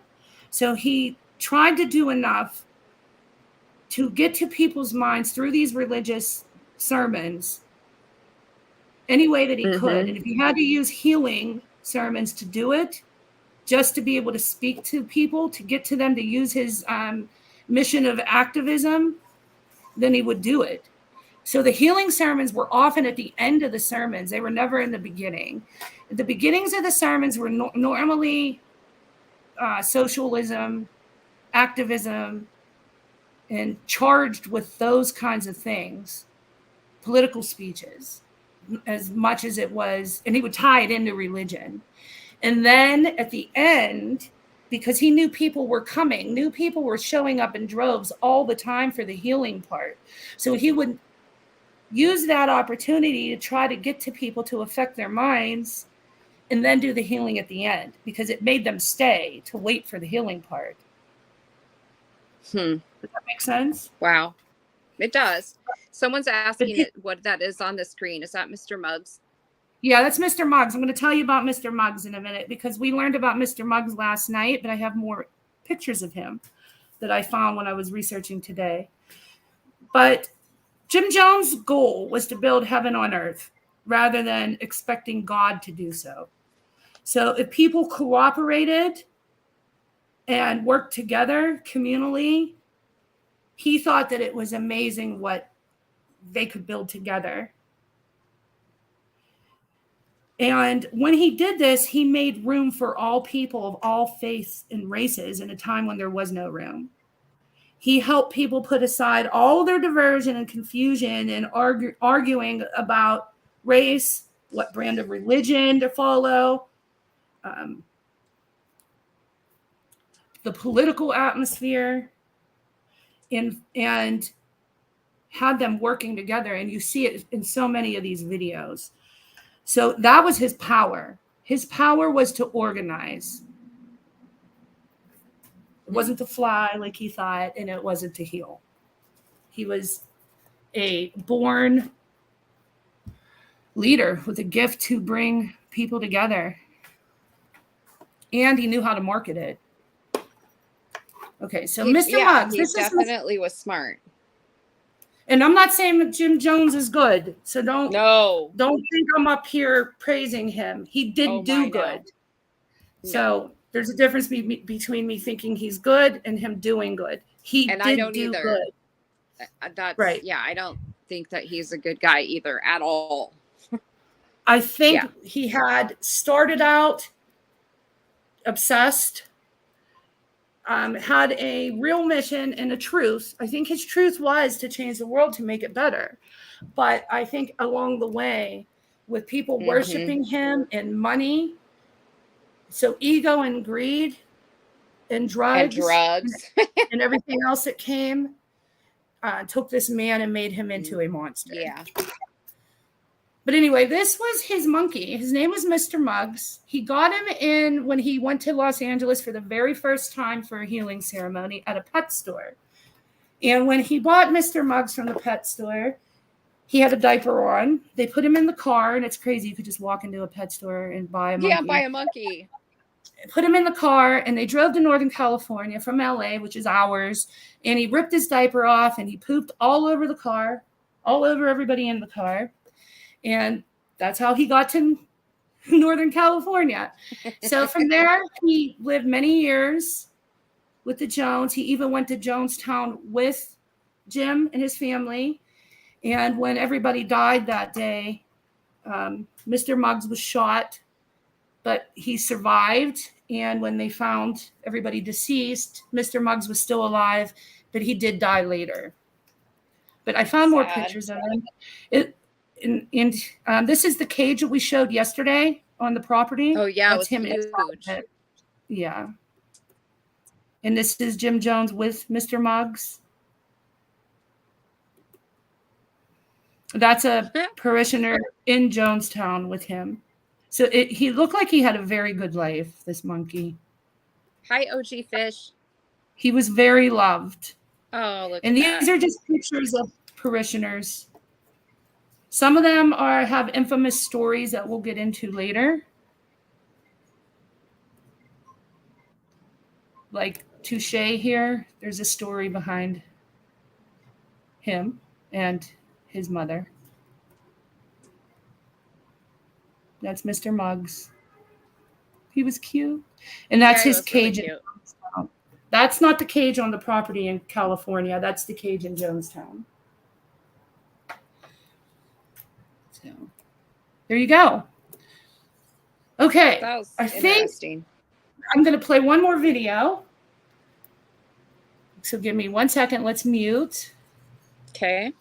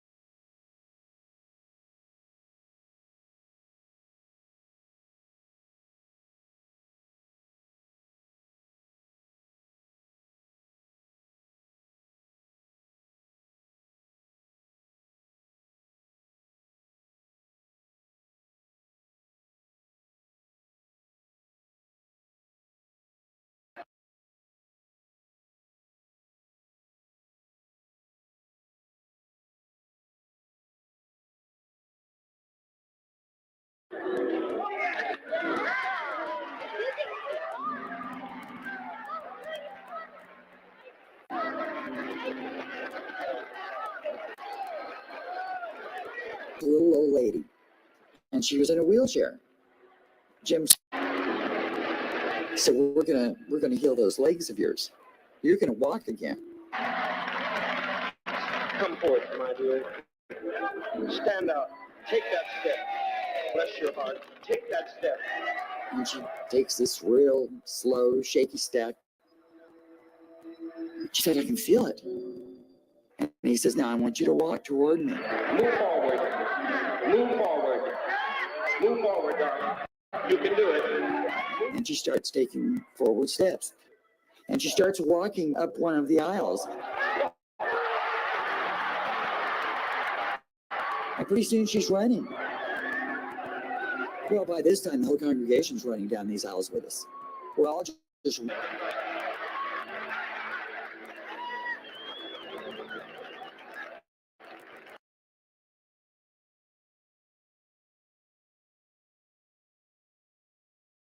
You ever have one of these realty buns? Oh, jeez. I keep Pretty doing sure it's that. pronounced. Okay. Okay, so Hey, that was one of the. Scarlett, love you.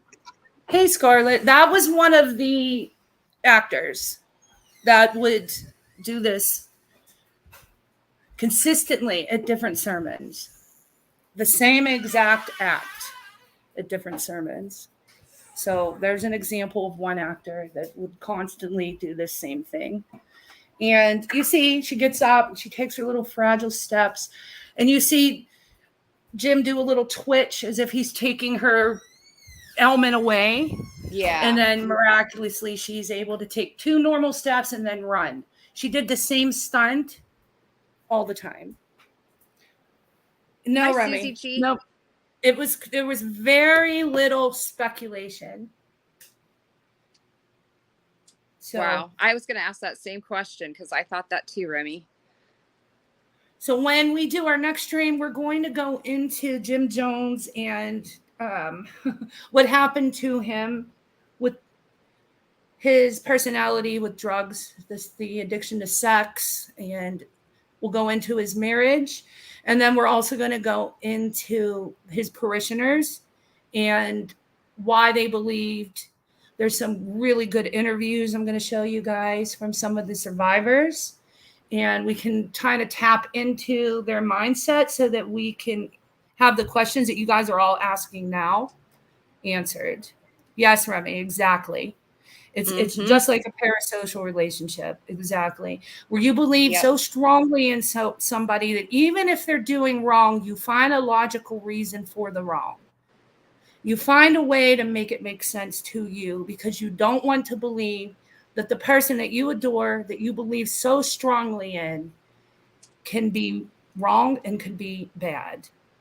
No, Susie, I'm not finishing. I'm just finishing Jim Jones right now. So we're going to end this segment so that we can go on to Urban Dictionary and other things. But yeah, that's a presentation on Jim Jones part 2 tonight. I hope you guys liked it. If Very you interesting. didn't, you can always shoot me an email and tell me why you didn't like it. And if you loved it, then tell me that too, because I like to hear compliments. But did you guys know that we got our 1,000 views or 1,000 subscribers and we got monetized and we're excited. So we wanted to say excited. Yes, we wanted to say thank you so much to all of you for subscribing and just participating with us. We had received an achievement of 35,000 hours of views already, which is insane to me after only being on the platform for 2 months. Yes, so thank you, everyone. Just so exciting for us. Thank you, Jeep Girl. But yes, Yvette, I applied for AdSense today and signed up for signed all the papers, all the stuff that we have to sign. We did all that today, and it takes a couple days to get approved, I guess. And then from there, we'll start memberships. But I'm so excited. Oh, gosh. Yeah, you and me Remy, both. 35. Yeah. And we have some crazy things planned for memberships. Like I'm going to go on site to the Manson Ranch. We're going to go to Siren, you Neverland. did not you did not miss the part about gutter morals. That comes in No. the next segment, I do believe. That's a little bit of gossip. Yes, Gold Yes. Star. That's what we want. We want organic growth. But I got to drive Bella to training. She's late. Leanne, can you watch? Can you cancel the stream? I'll be back in 10 minutes. Yeah, that's no problem. You guys are I'll be right back. stuck with me for a little while. It'll literally be 10 minutes. I underestimated how long it was going to take me to present that. That's she's okay. late. There's nothing quick about going through Jim Jones information, I don't think. So that is just fine. I'll sit here and talk to folks. Okay, and then when we Hopefully get back, I don't bore them to death. You won't. When we get back, we're going to do Urban Dictionary. Hopefully somebody will come up and do it with us. Yeah. And then we're going to I want to talk about some of the drama that's been going on. And yeah, so I'll be back 10 minutes. Hey, Buttercup, welcome. Christiane's taking her daughter to training, but she'll be back in about 10 minutes or so. So I'll just sit here and talk with the chat, so to speak. Oh, thank you, Scarlett. We are just so thrilled to get to that 1K. We honestly, when Christiane had said before, we thought we'd have 20 people total. We were thrilled and we were good with that. So we are so pleased and excited and just so thankful to everyone. We do. I know it sounds, cliche, but we do really thank everyone. We appreciate each and every one of you. Hi, Michelle.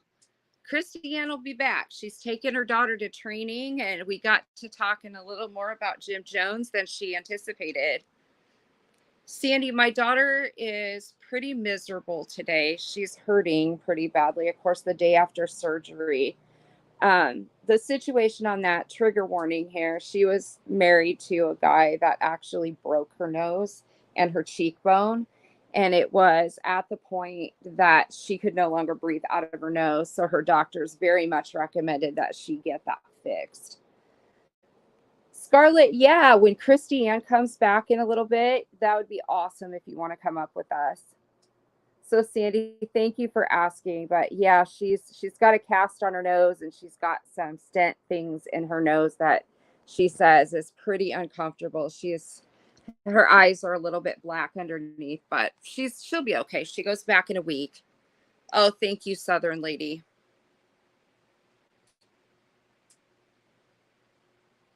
Oh, thank you, Scarlett.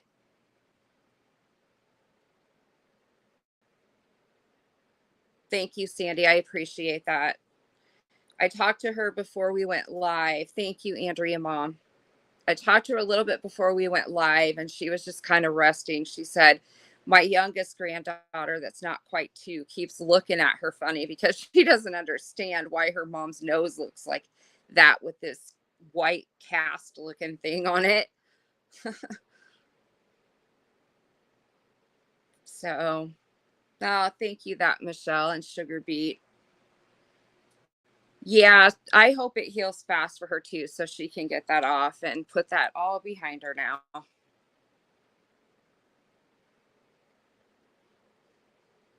So what does everybody think? Thank you. You should have just gone to the game, Chris. I can't even talk.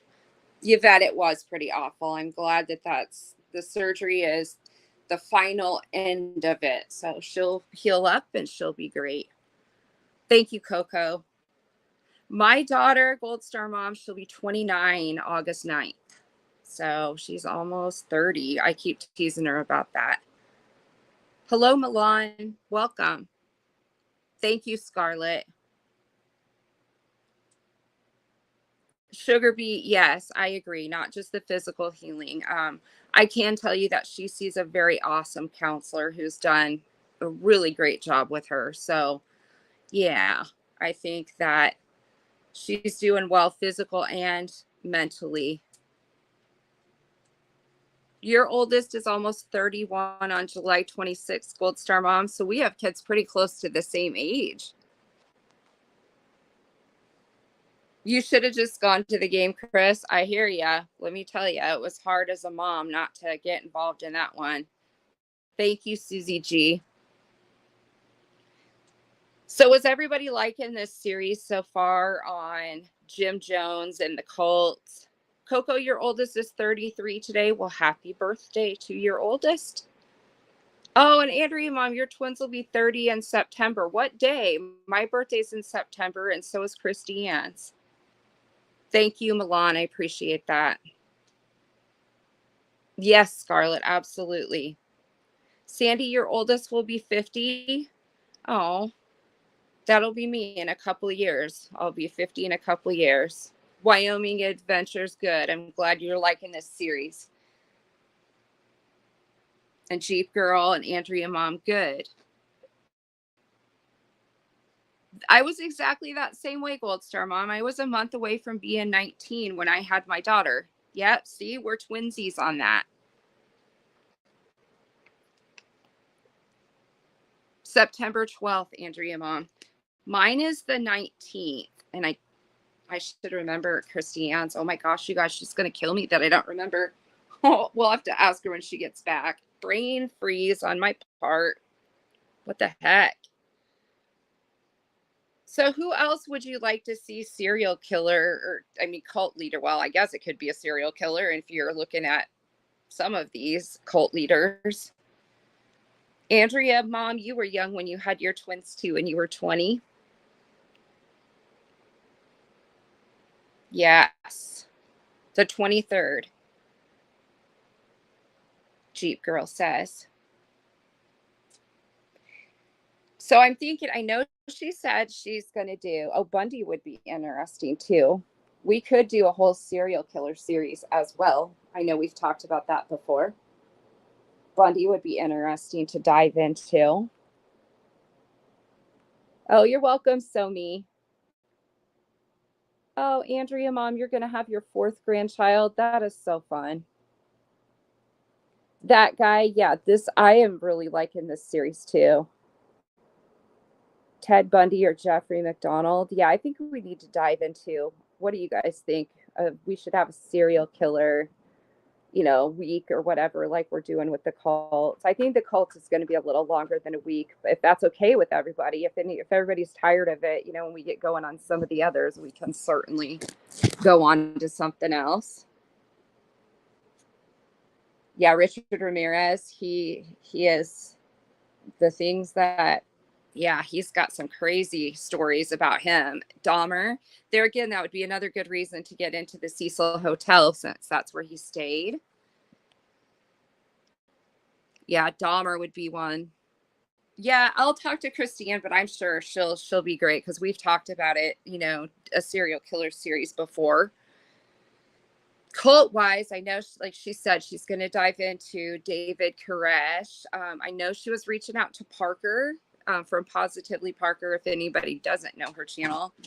And Parker was in last night and said that she knew someone who had been a child when that all went down in Waco and David Koresh. So she was going to see, hopefully we can, touch base with that person because Parker thought she might come on and be a guest. So that would be very, very interesting too. And I know there's another guest that I can't say who it is because Christiane's just got to confirm, but she may be a guest speaker as well. So I think that'll be really interesting. And so then I think she also was is it Keith Raniere? I'm pretty sure for NXIVM. Scarlett, yeah, I agree. I think that would be really interesting to do Richard Ramirez and get into the Cecil.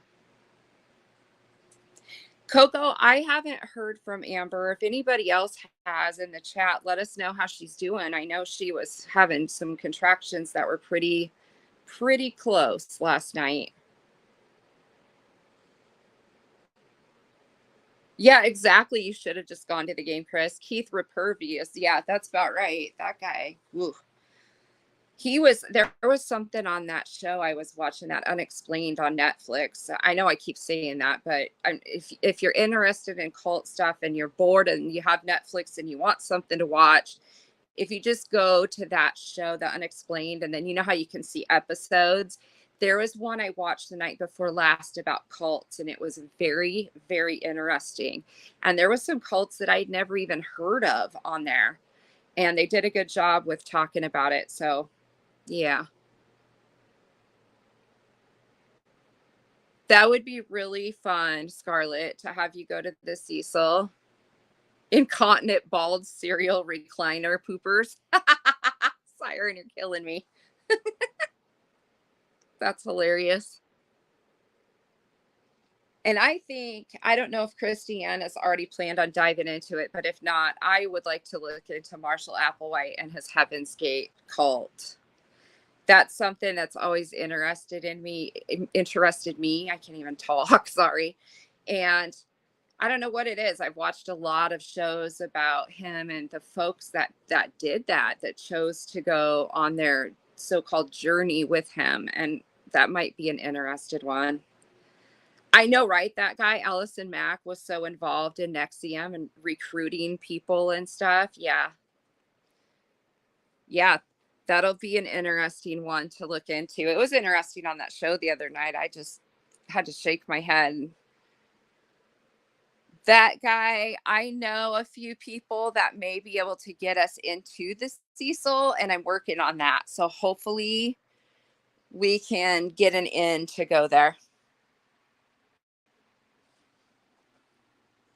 I'm hoping.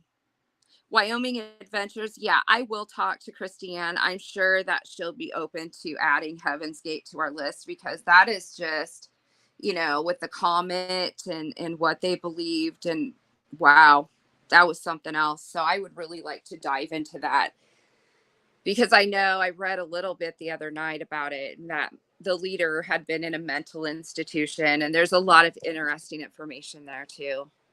That guy, if I can get the permissions, you better believe you're going with us to the Cecil. Jeep Girl, I think the Cecil used to be part housing and part hotel, but now it sounds like maybe it's all housing. But I still am going to see about, I know somebody who knows a security guard there that will sometimes give access for folks to go and explore. So we're working on it. Hopefully, keep your fingers crossed, everybody, that we get the permission so that they can, if I'm not there, at least Christiane and that guy, and if Scarlett goes out there, hopefully they can all go and check it out.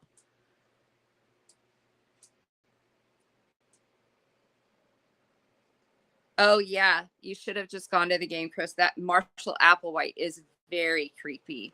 His eyes are just so wide, and there's something about him that gives me the creeps as well.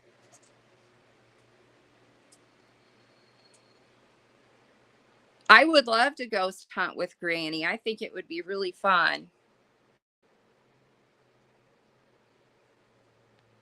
Buttercup, I love being a grandma too. My granddaughters are 11 and almost 2.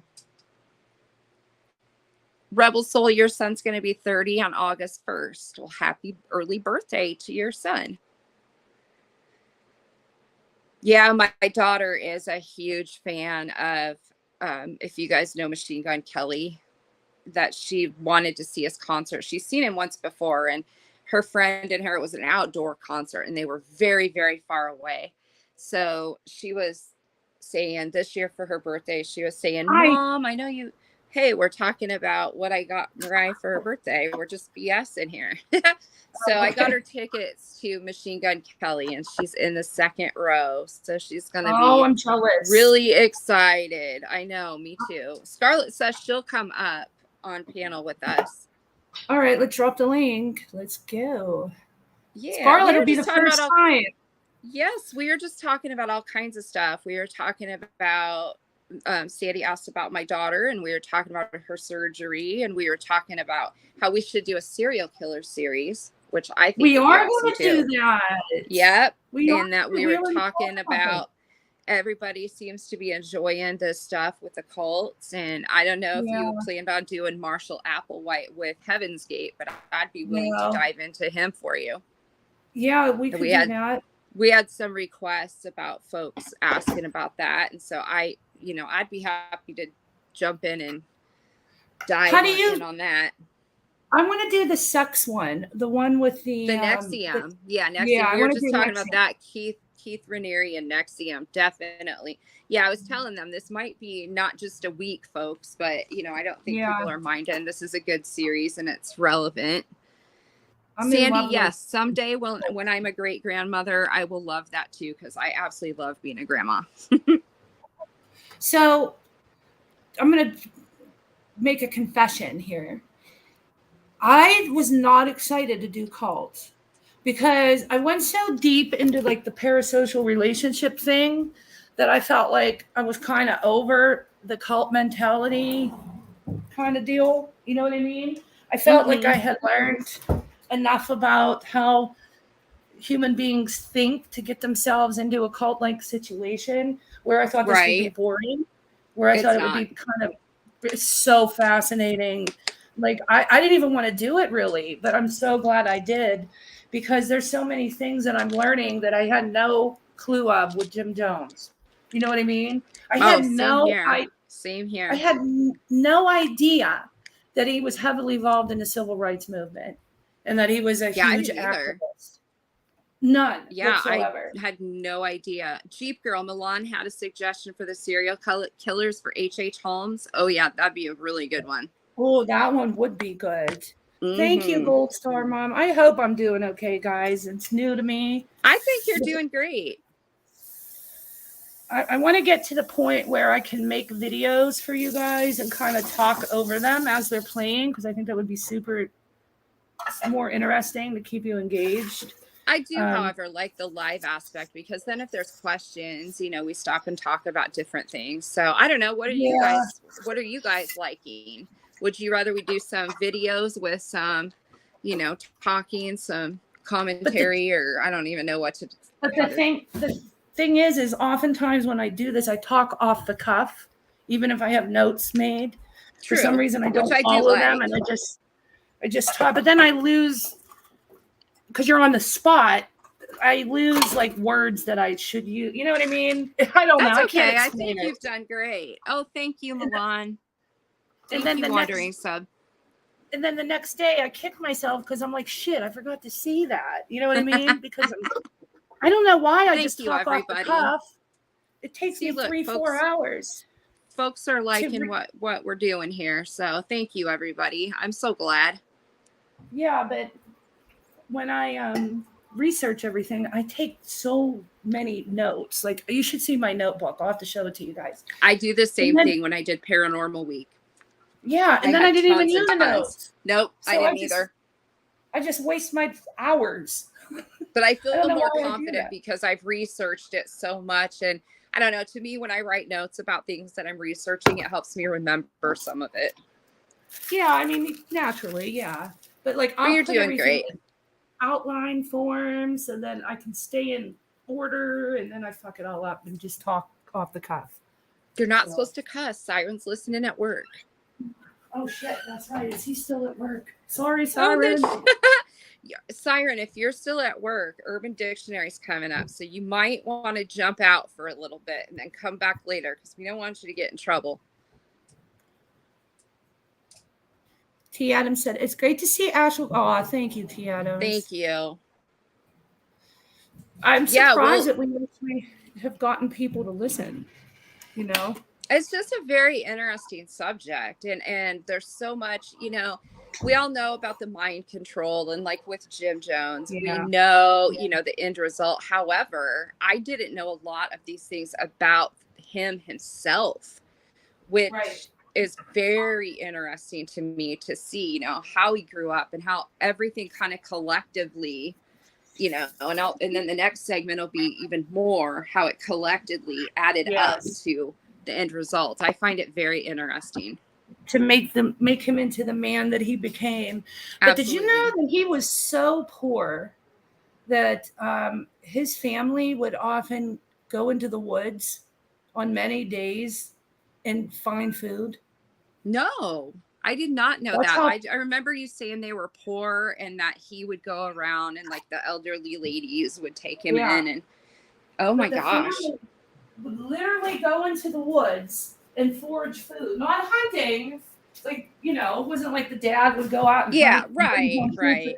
They would literally just at dinner time go into the woods and find what they could eat for That's dinner. really sad, though. Yeah, he had a really rough childhood. Yeah. A very Huh. sad childhood. But he was super smart. Yeah. You know. I don't know. I haven't made an assessment on if I think he was born evil. Because I do believe that some people are born evil. Mm-hmm. I haven't decided yet if I think he was born evil or if he grew into that. Because, with enough money in the world, a person can become so greedy that enough is never enough. It's never enough. And they can get so stuck on the adoration once they get a taste of it and then become addicted to it. And if you become addicted to adoration and money, that changes your whole being. And I can't decide yet if that's what happened to him, mixed with the drugs and OCD. Yeah. Because he was extremely obsessive compulsive. And he had a rough there's childhood. There's a lot of factors there. That's true. Yeah, I don't know. Right. I mean, you see so many people. I know people in my life that were such good people, and then they just got greedy as hell. Like they got a taste of money. Yep, and that was it. I have a friend that married into a millionaire's family and got a taste of that money, and I don't even recognize her anymore as far as mentally, the person. You know what I mean? Yes. And she was such a sweetheart, and now she's nothing like she was, and it changed her. Nashville? Yeah, I agree, Nashville. Yes, Nashville, absolutely. And at the end of the series, we are going to take, like we did with parasocial relationships, take that and make correlations to what we see here on YouTube, because there are a lot of correlating things that explain. Did you see Gold Star Mom's comment? I got a taste of a lot of money and ended up helping too many people that I cut myself short. Yep. You went the other way where. Yeah, she went the other way where she was helping. Yes. Yeah. Well, so it would be nice to do one we don't hear much about. Yeah. I know. That's exactly. Oh, thank you, Copacetic. That means a lot to me. Oh, that's really sweet. Yeah. I think it's very interesting because you really are telling, I'm sure, and I've seen it, and I'm not the only one that thinks that you have been giving us information that, we haven't necessarily seen anywhere. I haven't, for sure. And I have seen a couple comments to that effect too, that there's a lot of information that people haven't heard. Buttercup. So I think it's very... Yeah. Buttercup, I am with you on that to a point. I used to feel that way. When I was in college, I had to take philosophy courses. So one of the great philosophers, Thomas Hobbes, he had the belief that all humans were born good. And then I think it was John Locke or Nietzsche, I can't remember, who felt that all humans were born bad. And then you learned to be good. You learned what social cues and social behaviors and ethics were acceptable. It's hard for me to think that a child would be born evil too, but I recently changed my way of thinking because I do think genetics do play a factor in people's personalities. Right. And did you see Parker's comment? No, I didn't. Let me read it. Oh, I am so Parker, that's excited. Awesome. Oh, Parker, you got to come up with us that night then. You got to do the stream with us. That is unbelievable. That's exciting. Yay. Oh my God. Does he want money? Parker, you're amazing of getting that. I will. Yeah, she says email her. Oh my God. Definitely. That's so awesome. Oh, I can't wait to hear. Oh, yeah, everybody's going to love super that. Good. Yeah. So he's Thank a you, Waco Parker. survivor. He lived there. He wrote books and everything. Parker knows him, and he's going to come on for us when we start doing Waco. That'll be awesome. Oh my God, I can't even explain to you how thankful I am Look, for that. he says he likes to share the story. It's the truth, he says. Yep. I'm going to be like setting aside 10 hours of my day that day. God, no kidding. I'm going to be. Yeah. I'm going to have 9,000 questions for him. I know, Coco. Isn't it amazing? That'll be awesome. I am so super appreciative, Parker. You need to come up with us, though. Siren said, "My lord, it's 90 degrees. If you're coming in my store, you need to be wearing a bra and not making two wet lower eyeballs." Oh, for the love of God. Oh, no.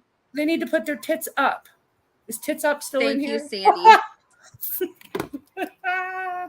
Who's coming on panel? Sandy. I thought. Well, Scarlett said she was going to. Did she leave?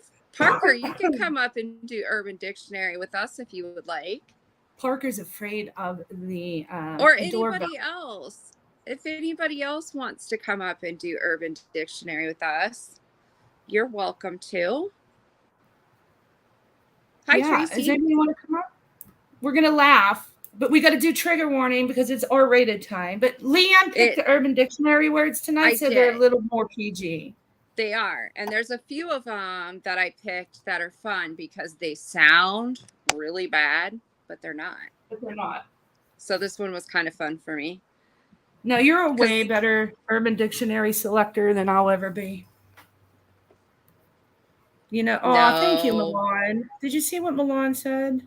No, I missed that. Oh, I can't wait. Okay, cool. I'm dropping the link, Parker. Come on down. Wyoming loves Urban Dictionary. You're the next contestant on the Urban Dictionary. Hey, Remy, did you see I learned how to finally tag you today? Because I would say hi and never be able to tag it. And then Jill was like, "You just got to hit the asterisk, Christiane." And I'm like, "Oh, my God, duh." That guy said, "On hot days, we will not accept boob money." Yes, or sock money. Blech. Copa said it, put her headphones on. Bella's at training, so I don't got to be careful like I had to be last night. Sugar Beet says, "Is it just me? I cannot stand moist cash. Sorry, girls, your bra is not a purse." I agree. Parker's here. Yay! Hold on, Parker, I'm coming. Hi. Hello.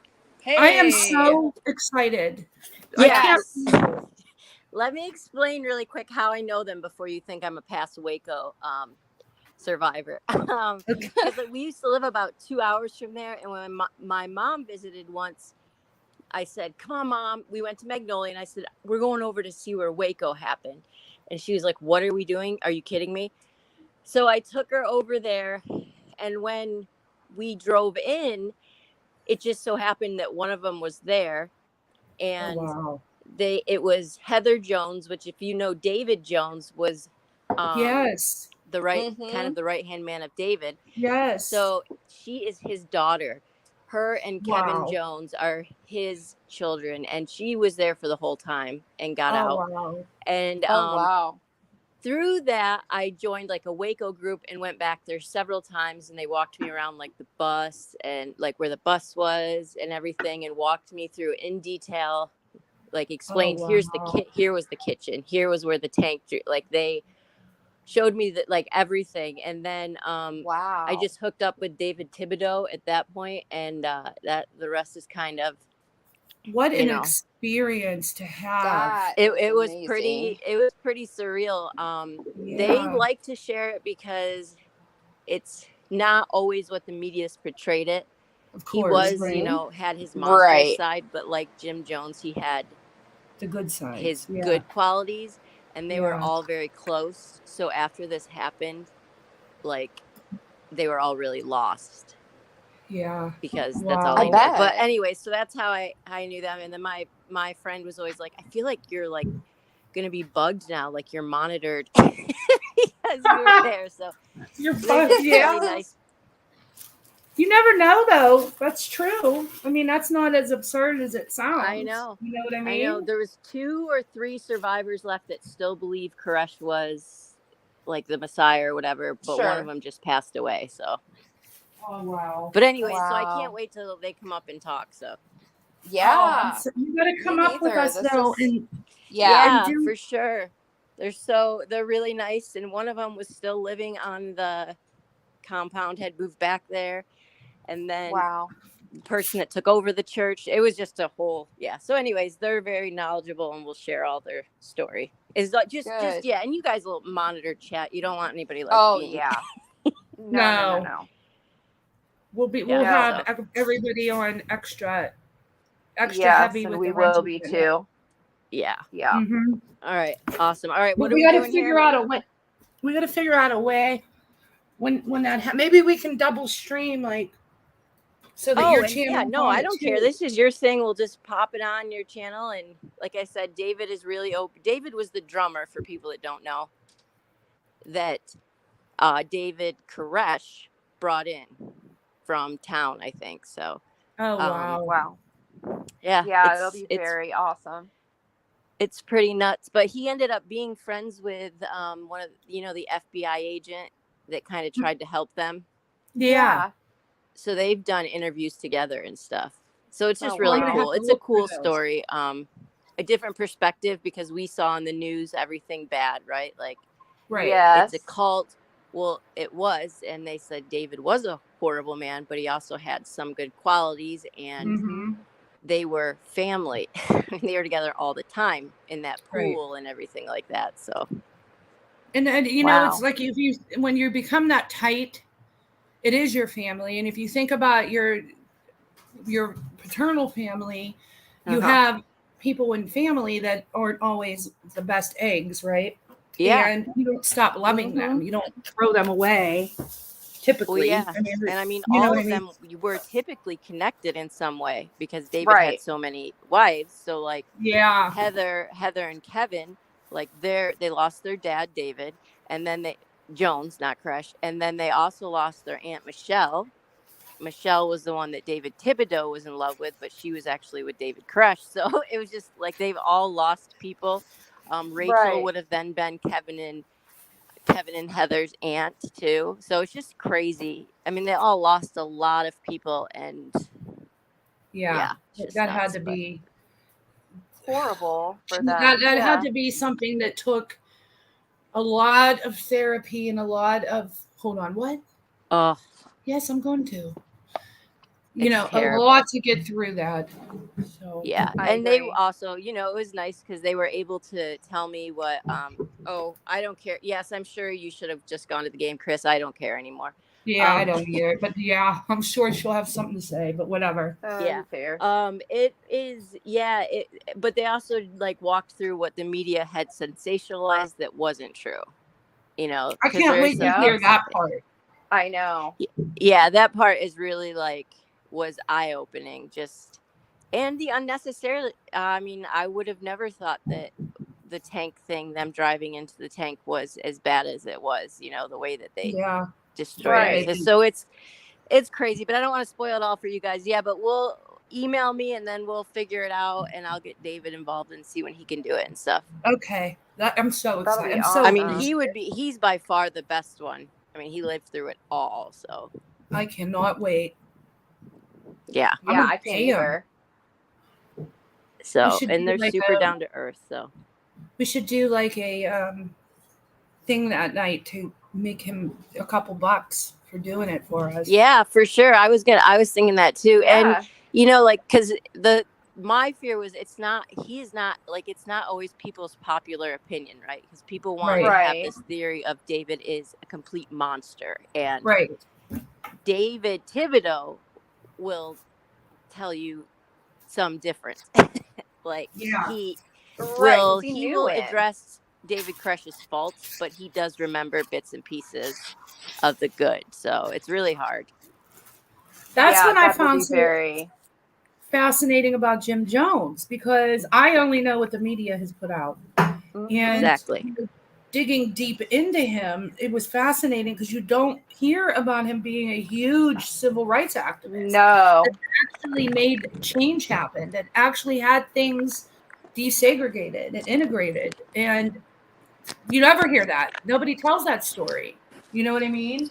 And in the media, or at least I haven't seen it. So that's the fascinating part of it Yep. for me. And people don't want to hear that the FBI messed up or the government Right. messed up, and we weren't in there, so we don't know. But I mean, it was a hard pill to swallow. But we're only seeing what the media is showing. We didn't know, like you said, Yep. we weren't in there. We had no idea. And you know, I don't know if I should even say this. I mean, I don't always trust what the government does. You know what I mean? I don't believe it's everything we see. Yep. Just last week, I was Remy, you're right. You're right. I mean, he beat the crap out of them, but then sometimes he would make them all laugh. So it was really definitely like a, yeah. I was telling Leanne the other day, we went to Melrose to the flea market. And I love going to the Melrose. It's called the Melrose Trading Post. If you ever come to LA, you have to go. It's a humongous flea market. You have to spend the entire day there. Okay. And it takes a lot for my husband to want to go. So the other day I was like, let's go to the Melrose Trading Post. It's only on Sundays. And he's like, okay. And I was like, that was way too easy, and I should have known there was an ulterior motive.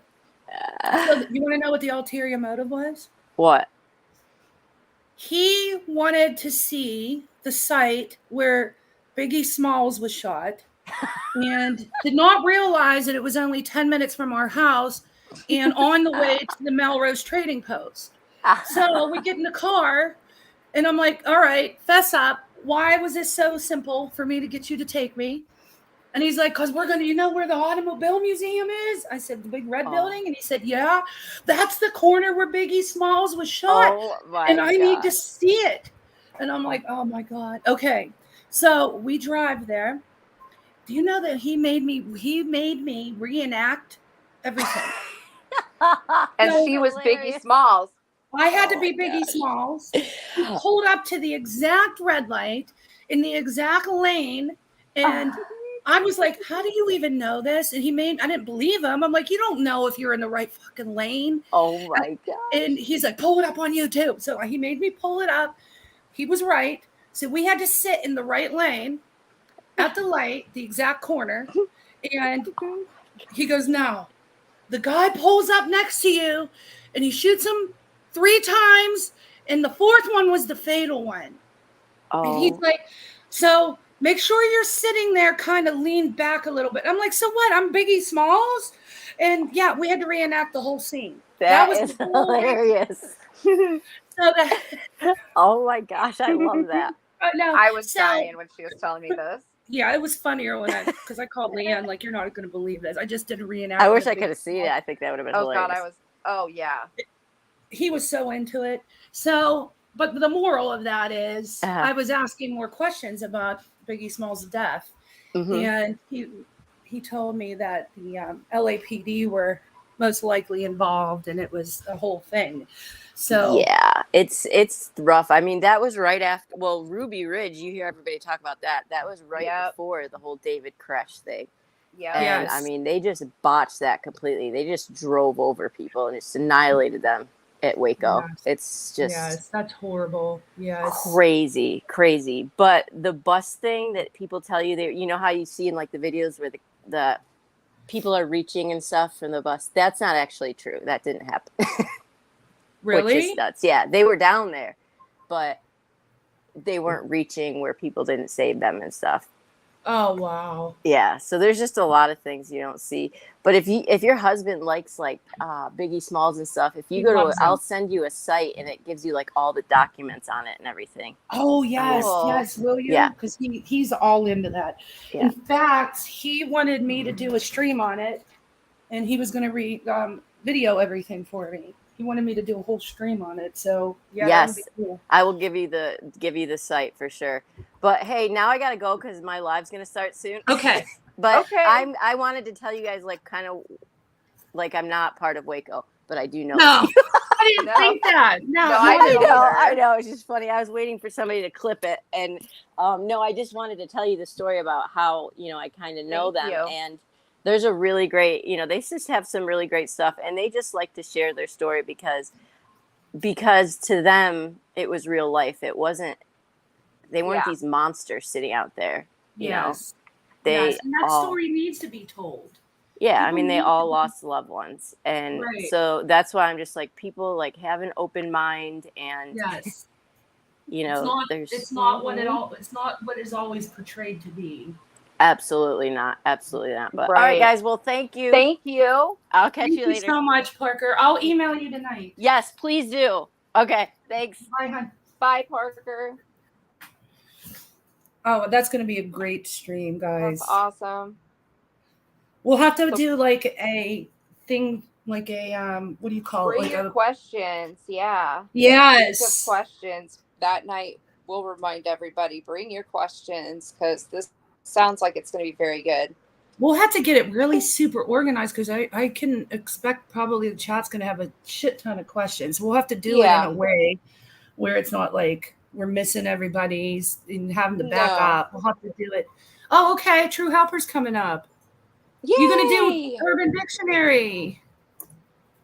I picked them, so they shouldn't be quite as naughty as You had to wear a Christine's. chastity belt last night. I had to Remember? rinse out my mouth with soap when I was done. All right, I'm going to grab the slides. Well, if she pops up, will you put her on the screen? I will pop the screen up when they get up here. I'm watching. Are you coming, True Helper? Come on up. We're waiting. You'll have your binders that night, Chris? Good deal. Okay, slide. See, Riley likes my dirty ones. I don't know. But Riley, now that we're getting monetized, I don't know. Oh no, I read all the rules. We're fine. Because that's one thing I looked at. I'm like, Leanne is going to not want to do our Urban Dictionary because she's going to be worried about this, but I read about it. Of course. Okay. Hey. Housekeeping. Hello, welcome. You Well, should have just hi. gone to the game, Chris. I will say a couple of bruhs for you. How you doing? All right. Sorry, here's the cat trying to talk to us. It sounds like y'all are doing well too. Can you hear me okay? Yeah. All right. You ready to enact? Oh my God. Oh, I can't Enact, talk. reenact, Yes. act. What are you trying to say? Reenact our Urban Dictionary with us, True Helper. I know Excited. words are hard for me too sometimes. Trust and believe. But yes. Actually, I would love to see how long my battery's going to last, but I'll Okay. do the best I can.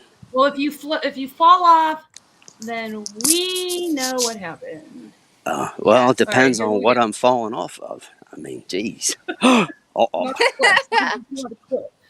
All right, we'll break you in slowly and let Leanne go first. So go ahead, Leanne. All right, I'm scared, so be gentle. These aren't too bad. I picked them, so they're not as bad.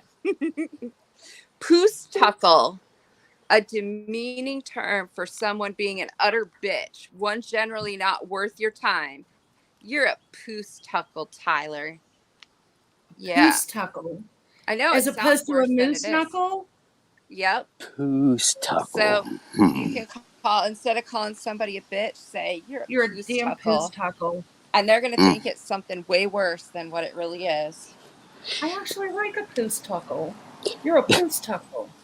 That sounds like a term common in the drama community or crama community.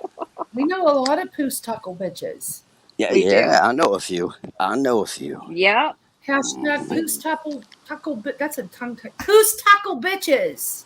Poostuckle bitches. Read I'm going to use that one. I'm gonna Oh, steal the that one. author. Look at the author. Scrotum soldier. Scrotum Well, soldier. now. Go ahead, Coco. Of course you can. That sounds like a Okay. lovely name. There you go, True Helper. It's your turn. Oh, this isn't as nice. This one isn't as nice. That's all right. That's all right. And next we have a soap donkey. Nice. The act of masturbating in the shower with soap, also known as making soap donkeys. I'm going to say no comment. No comment at all. David has been in the shower for quite a while. He must be making soap donkeys. I'm sure I've heard that line said from my mom way back in the day with some of my siblings. Yes. What the hell are you doing in that shower for so long? You're making soap donkeys or something? What the hell's wrong with you, sons of bitches? Oh, pardon my French. Sorry. I apologize. Hey, the ladies in the chat are loving your voice. Milan, I hope you're not mad at our Urban Dictionary. I'm sorry, I can't see chat, but hello, and I appreciate it. And I apologize, my voice is a bit messed up right now, but y'all on the job site They're all telling day. you, they're saying you have a sexy voice. Yep. Saying. Why, Sugar Beet thank said you. their water heater's working overtime. All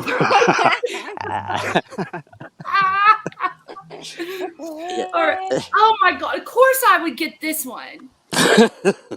All right. Come all out my face. It's not bad. My mind was in the gutter. Okay. Yes it was. See, I told you Yes, there's some it on was. here that are worse than they really. Oh my God. I literally thought this was about jizz. Okay. To get bucked out on someone offensively, to explode on someone, to get in their face. If she steps to me, she better watch the hell out because I'm going to come all out with my face at her. That sounds like an R. Kelly. That sounds like an R. Kelly line. Come or all something. out my face. Yeah, it does. Or wait, I'm sorry. That's I'm a pee on you. David Chappelle classic, by the way. I'm gonna pee on you. Drip, drip, drip. Gold Star Sorry. Mom wants you to. Hey, Christiane, Gold Star Mom wants you to cam up for a second. Oh, I can't because I have on a tiny little crop top and no bra. There you go. She can't.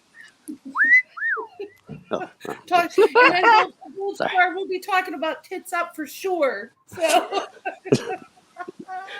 Sounds like a personal problem. Andrea's mom said you have a sexy narrating voice. Oh, thank you. I appreciate that, Andrea, Mom. Look at this one. Sugar Beet said now we called True Helper the Woo Helper. Actually, there was a creator a while ago that made the accusation. I was on here wooing women. But it's all right. It's all right. No harm, no foul. Actually, I believe it's bygones at this point. So much love to that creator, I guess, for now, you know. And Buttercup said, I'm in bed here in Ireland, and his voice is just amazing.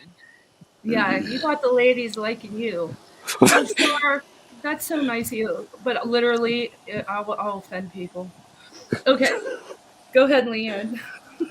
The champ stamp. This is one that Christiane would pick. When you rub your sweaty ball sack on a sleeping person's head, I champ stamped. I am not saying this.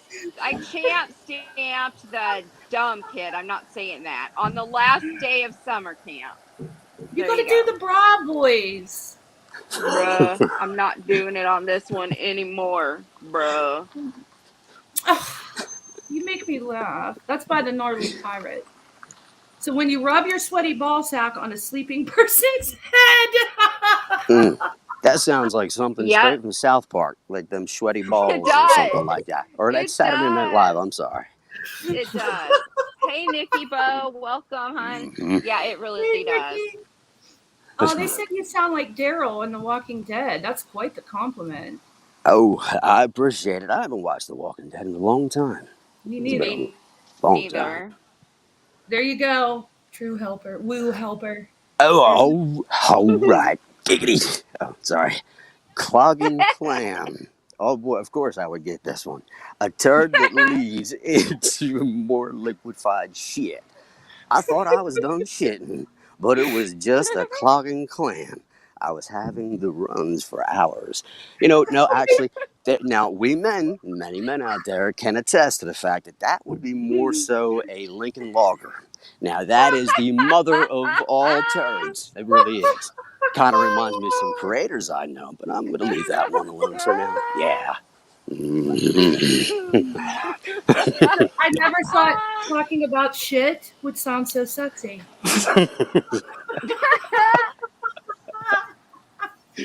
One of these days, I'm going to cam up, and I'll be. I'm beat red right now, no doubt.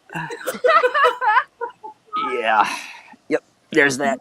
Y'all blown my cover. Oh God, you're forever gonna be known as the woo helper. Yeah. Okay. I'll take that. This sounds really bad, does it not? Sacapuntas?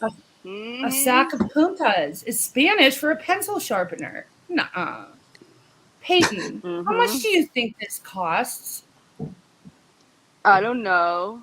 Some sacapuntas are muy expensive. Bruh.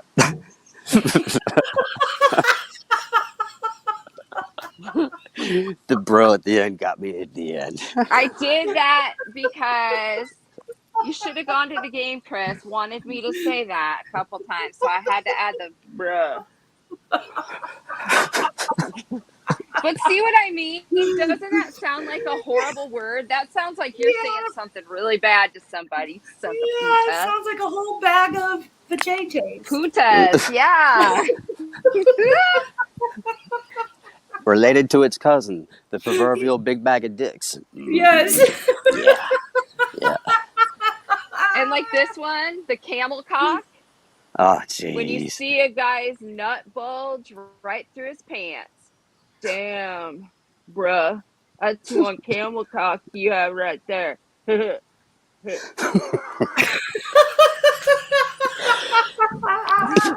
It's like I said last night in chat, never trust a man in a banana hammock. I'm telling you, there's nothing right. Let me tell you, from most guys that I know, I will sit here and say now, hand to God, there is nothing trustworthy of someone that is stuffing all that into a banana hammock. It doesn't work. Yes. But I don't know, some of them may be good. It's like Spaceballs with a twist, I guess. I don't know. Please make it, Christiane. You're gonna see your pants. See, I can't control her. No, you have to think about a camel cock. That's what we're talking about. I know, that's hilarious. That song comes to mind. Hide your wife, hide your kids. Camel cock. She's going ape shit. Yep. Oh no, I gotta have migraine. Oof. Okay. Is this me? Who is this true helper? This is you. Of course, it would happen. Yep. Is that a beche or And a don't besh? Yeah, don't try to pronounce the I don't know. Whatever Sorry, you want I it to don't be. I don't speak Latin or French or whatever that is. I'm lucky if I speak plain English sometimes, but that's okay. So anyway, here we go. We got a female vagina in Zimbabwean language. Bese Rocco oh hell, y'all is testing my skills today. Renunhua in English, your vagina smells. Sorry, MGL. Oops. Sorry. I don't know where that came from. My bad. I'm kidding. Dear Lord and baby Jesus, I apologize. I'm gonna go kick myself in the no square now. I'll be right back. All right. Wondering Sub says they like watching men in biker shorts to look at their camel cock.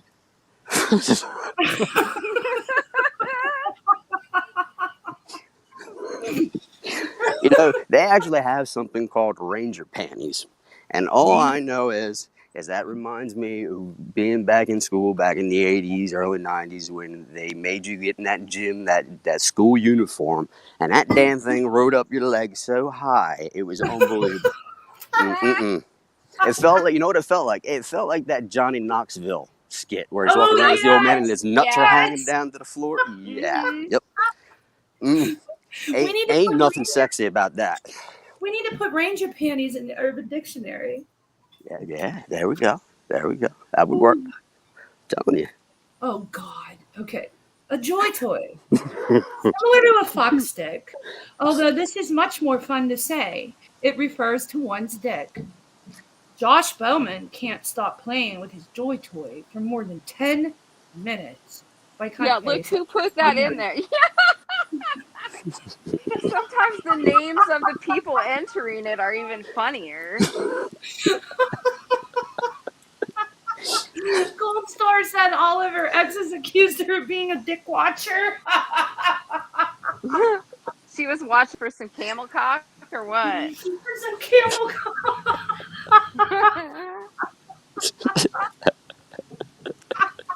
Christine's losing it. Oh, I don't know why this is my favorite part of our streams. Oh, I can see why. It's my most unfavorite, believe me. Oh, it's okay, all good. that guy. I will today. Oh, fuck. Okay, this is our last one. Go ahead, Leanne. Swag bag. Swag bag. Slang for your nuts. Damn, bruh. He got some big old swag bags. Bruh. These nuts. These nuts. Sorry. I had to insert So that one in there. But that is that's what she said moment. While you're looking for the camel cock, you can also check out the swag bag. See? Mm-hmm. Yeah. We got the whole enchilada. It's right next to the banana hammocks in aisle 2, right under dick cream. Mm-hmm. Or monkey ass. Or whatever, monkey butt. Is that that's what it's called, right? Meat gazer, I love it. Yeah.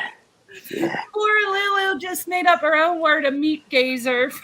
Gold Star, you're a meat gazer. We know what's on your mind. Mm-hmm. Sugar beets and chin nuts.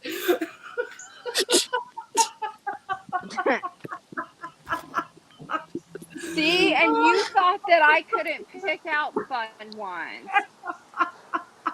Oh, boy. You're getting better. You're getting better.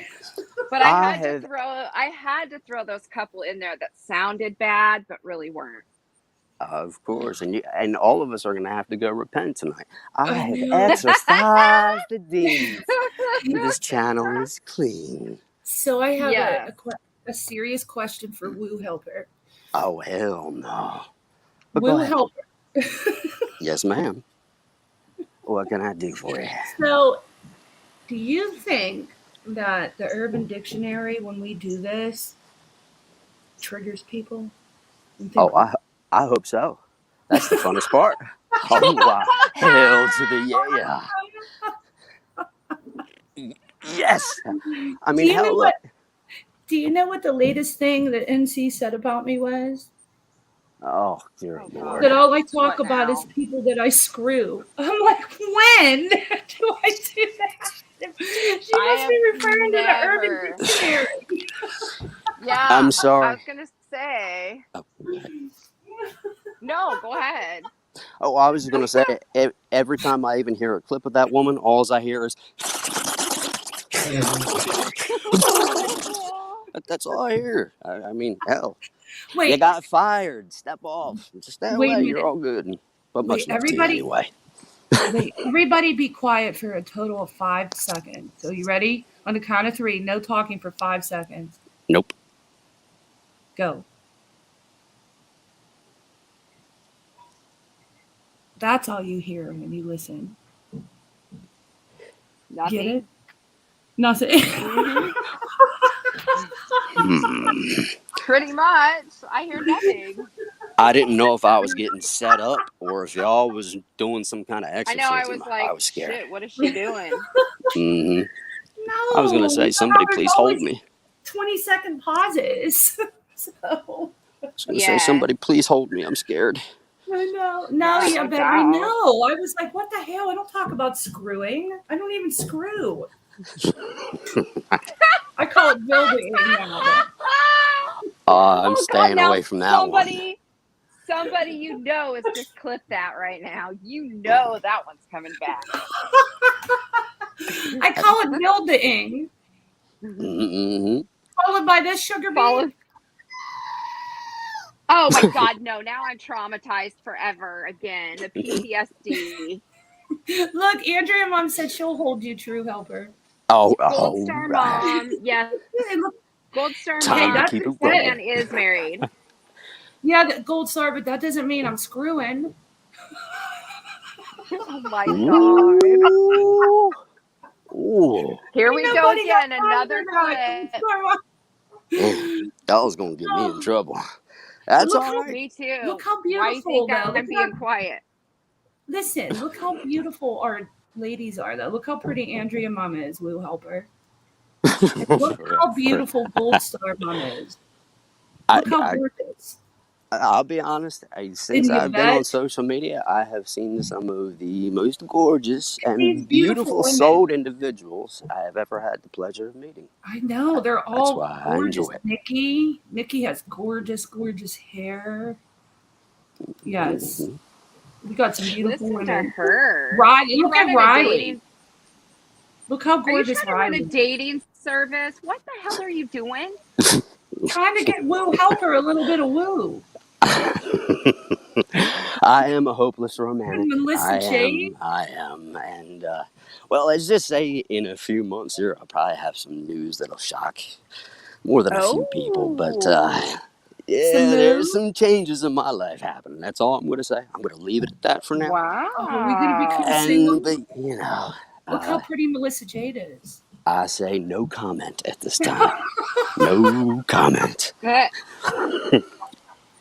Look at me just exposing all of our people.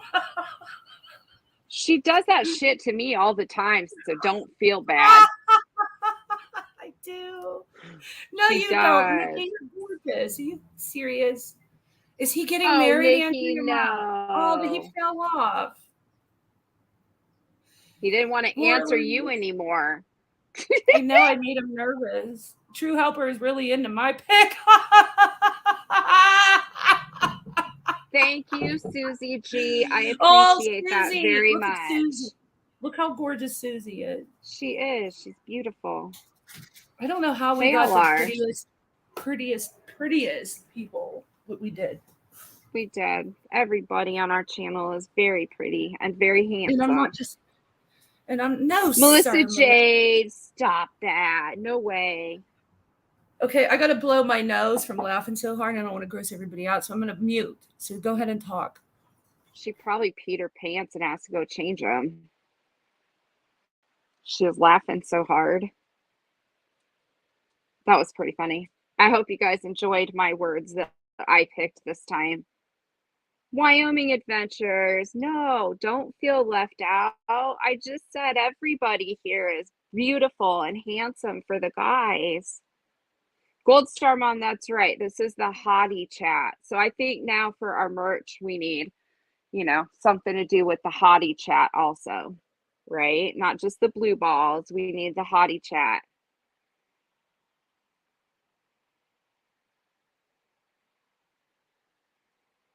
Yeah, everybody here is very nice looking. Coco, I agree. It's fun to laugh, isn't it? It's fun just to have something silly to laugh about, and I love it. Okay, I'm back. Did I hear Wyoming say she was left out? Yes, and I said, no way. Wyoming, you are gorgeous too. And look did at her you see? Her sexy eagle. Gold Star Mom said it's the hottie chat, so we need merch also that says the hottie chat. That's what I said. So what do we have for our members now? We have the blue balls, and the hottie chat. No, we had that other one from yesterday. I don't know. It was really good. Remember. It was one of the damn Urban Dictionary words. I don't know. I'd have to go back and look because I don't remember.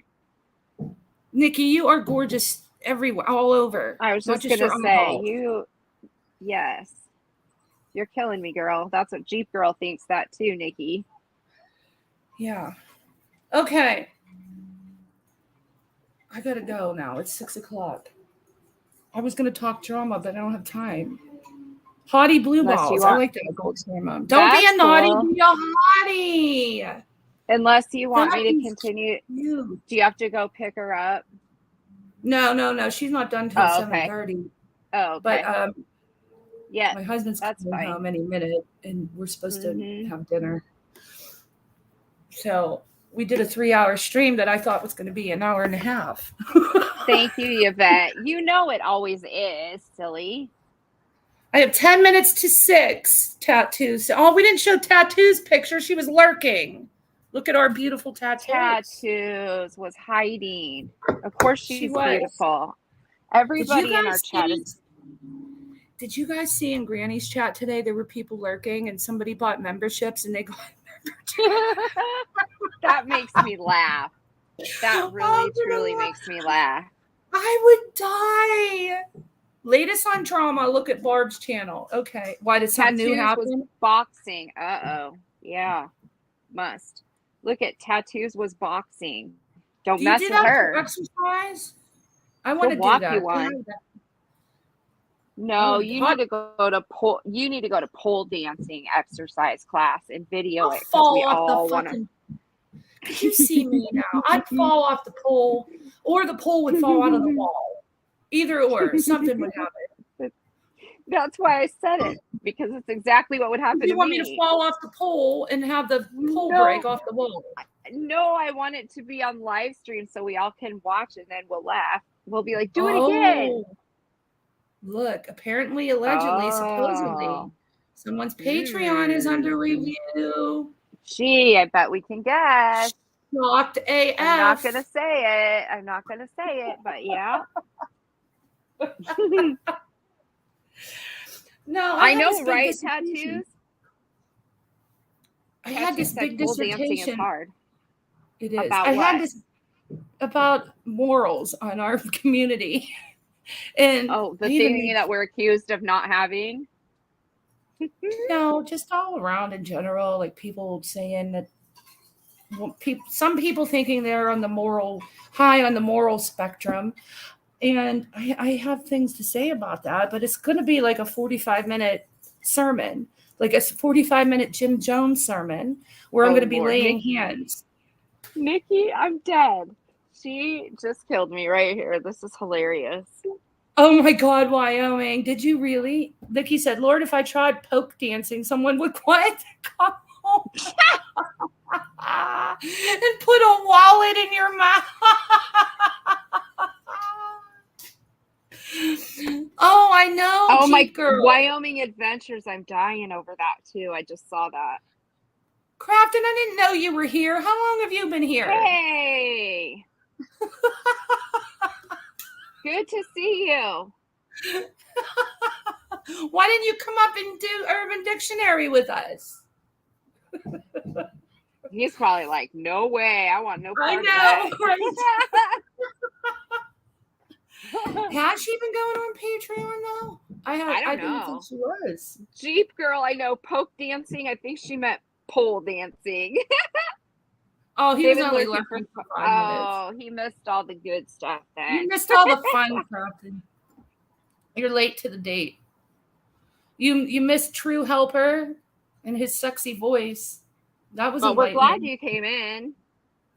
Yeah. Yeah, that was funny.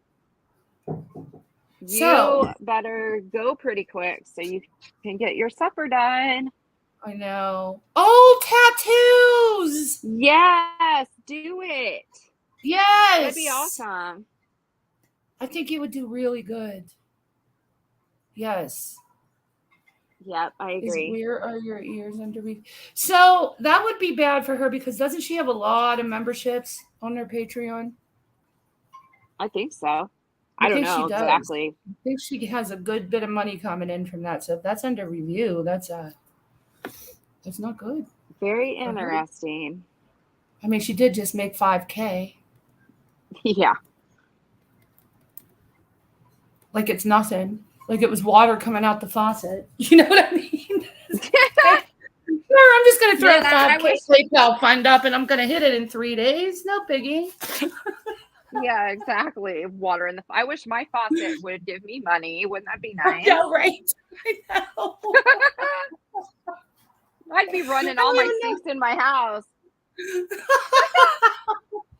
All the sinks in your house and the hose outside. Hell yes. And the bathtub and the shower and yes, everything. I know, Remy. That is, yeah, upwards of 10. I was thinking that the other day. It had to be close to 10 with that 5K. Oh, could you yeah. imagine making 10K a month? Just No. sitting there. And selling makeup that you lick. I mean, come on now.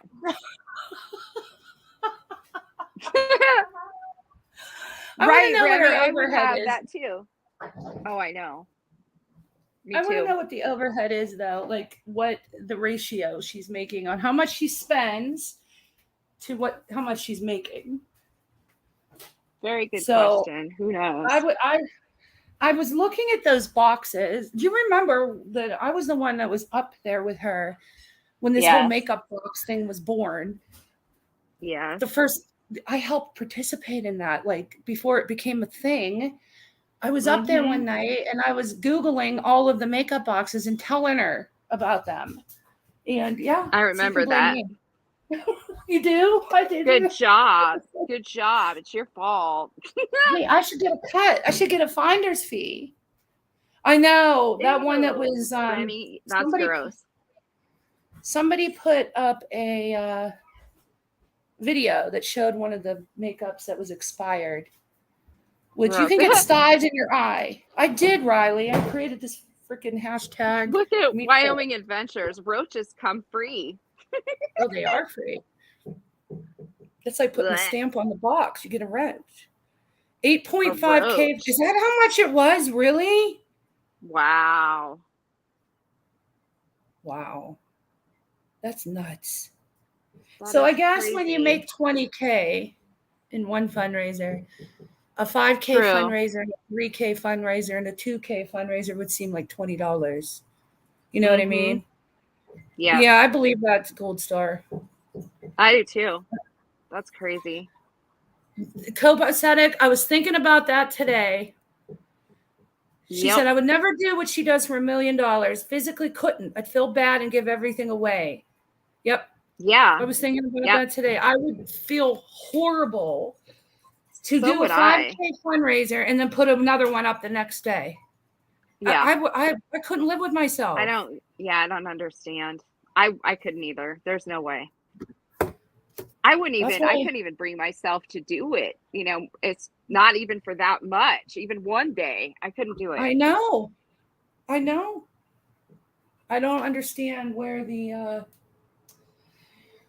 audacity comes from. I don't know. It takes a lot of guts. It sure does take a lot of guts. Yeah. I mean, even Jim Jones was out selling monkeys for his money. That's right. You at least got a monkey. At least you got something out of it. People got a monkey. That's right. All right. Well, I am ready. I got to go, guys. I'm so sorry. I know, Melissa J. They are. I've noticed. She needs douche canoe. I've noticed he's still around. Tattoo. Do you think she's even turning that shit in though? Like, or does that automatically happen? Do you automatically get a tax form, like a 1099 with a PayPal? Probably. Or how does that work? Don't they just take it out? No, they couldn't because you'd have to have money in there for them to take it. They would have to take it out before you withdraw it from PayPal. Right. Yeah. I don't know. Thank you, Southern Lady. Yep. Ah, shoot. True Helper is back and you got to go. You can stay live. You want to stay live? Okay. I need to go too because I've got family trying to get a hold of me. So. Oh, that's great. Yeah. You know. Oh, it's all my good. aunt passed away. So. Oh, I'm sorry to hear that. My condolences to you. We should take the swag bag off the screen. Swag bag. Yeah, probably. The swag bag. Yeah. But yeah, no, I just wanted to say my apologies. Of course, my phone's battery crapped out. I figured that's no worries. We thought that, but you'll have to come back up again with us sometime when we're on. Yeah, I was gonna say you didn't scare the newly titled Woo Helper away. I promise. Yeah, Okay, MJ good. thought Promise. her picture scared you away. No. No. But anyway, to everybody in chat, thank you so very much.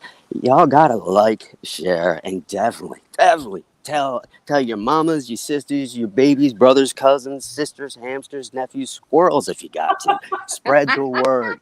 Let's get them to love 2K it. as I love it. soon as Thank possible. you. But Thank you so thank much. you very much for having me, and God bless You each and every betcha. single one of you. Anytime. All right, Thank thank you. you. Come up Thank you. anytime, True Elder. You All bet. right, thank you. And I y'all know have a good You night. bet. the ladies won't mind at all. So Well, much love and many hugs to all of you. I appreciate it. And y'all okay, have a good night Thank now. you. you have a great You evening. too. All right, Good bye-bye. night, everyone. Hey, Thank you. Copacetic, Good night, thank you. everybody. Good night, everybody. Thank you for hanging out with us. I hope you enjoyed it. And Leanne and I will be back the day after tomorrow for part 3, right, Leanne? Yep. Oh no, wait. What is your funerals tomorrow? I'll be back. No, tomorrow night is when we do the visitation, and then the funeral is Saturday morning at 11. But I'll be home, early afternoon, and then I'm available all day after. Okay, or we can wait till Sunday. Just let me It's know how okay. you feel. No, it's okay. All right, I'll let you know. But Saturday or Sunday, folks, please watch for us to put a thumbnail. Oh wait, up. Sorry. Angela's Clips and Giggles though. She's so close to her community post if she hasn't already got there. Her community Please, tab. everybody, go subscribe if you have not already. We're trying to get her to 500. Yes. So I forgot to say that. But is that a pit bull or a bully? I didn't even notice Gold Star. The picture, yeah. Closer. Yeah. Okay. Good night, everybody. We'll see you Good in night. the YouTube streets. Bye. Yep. Bye.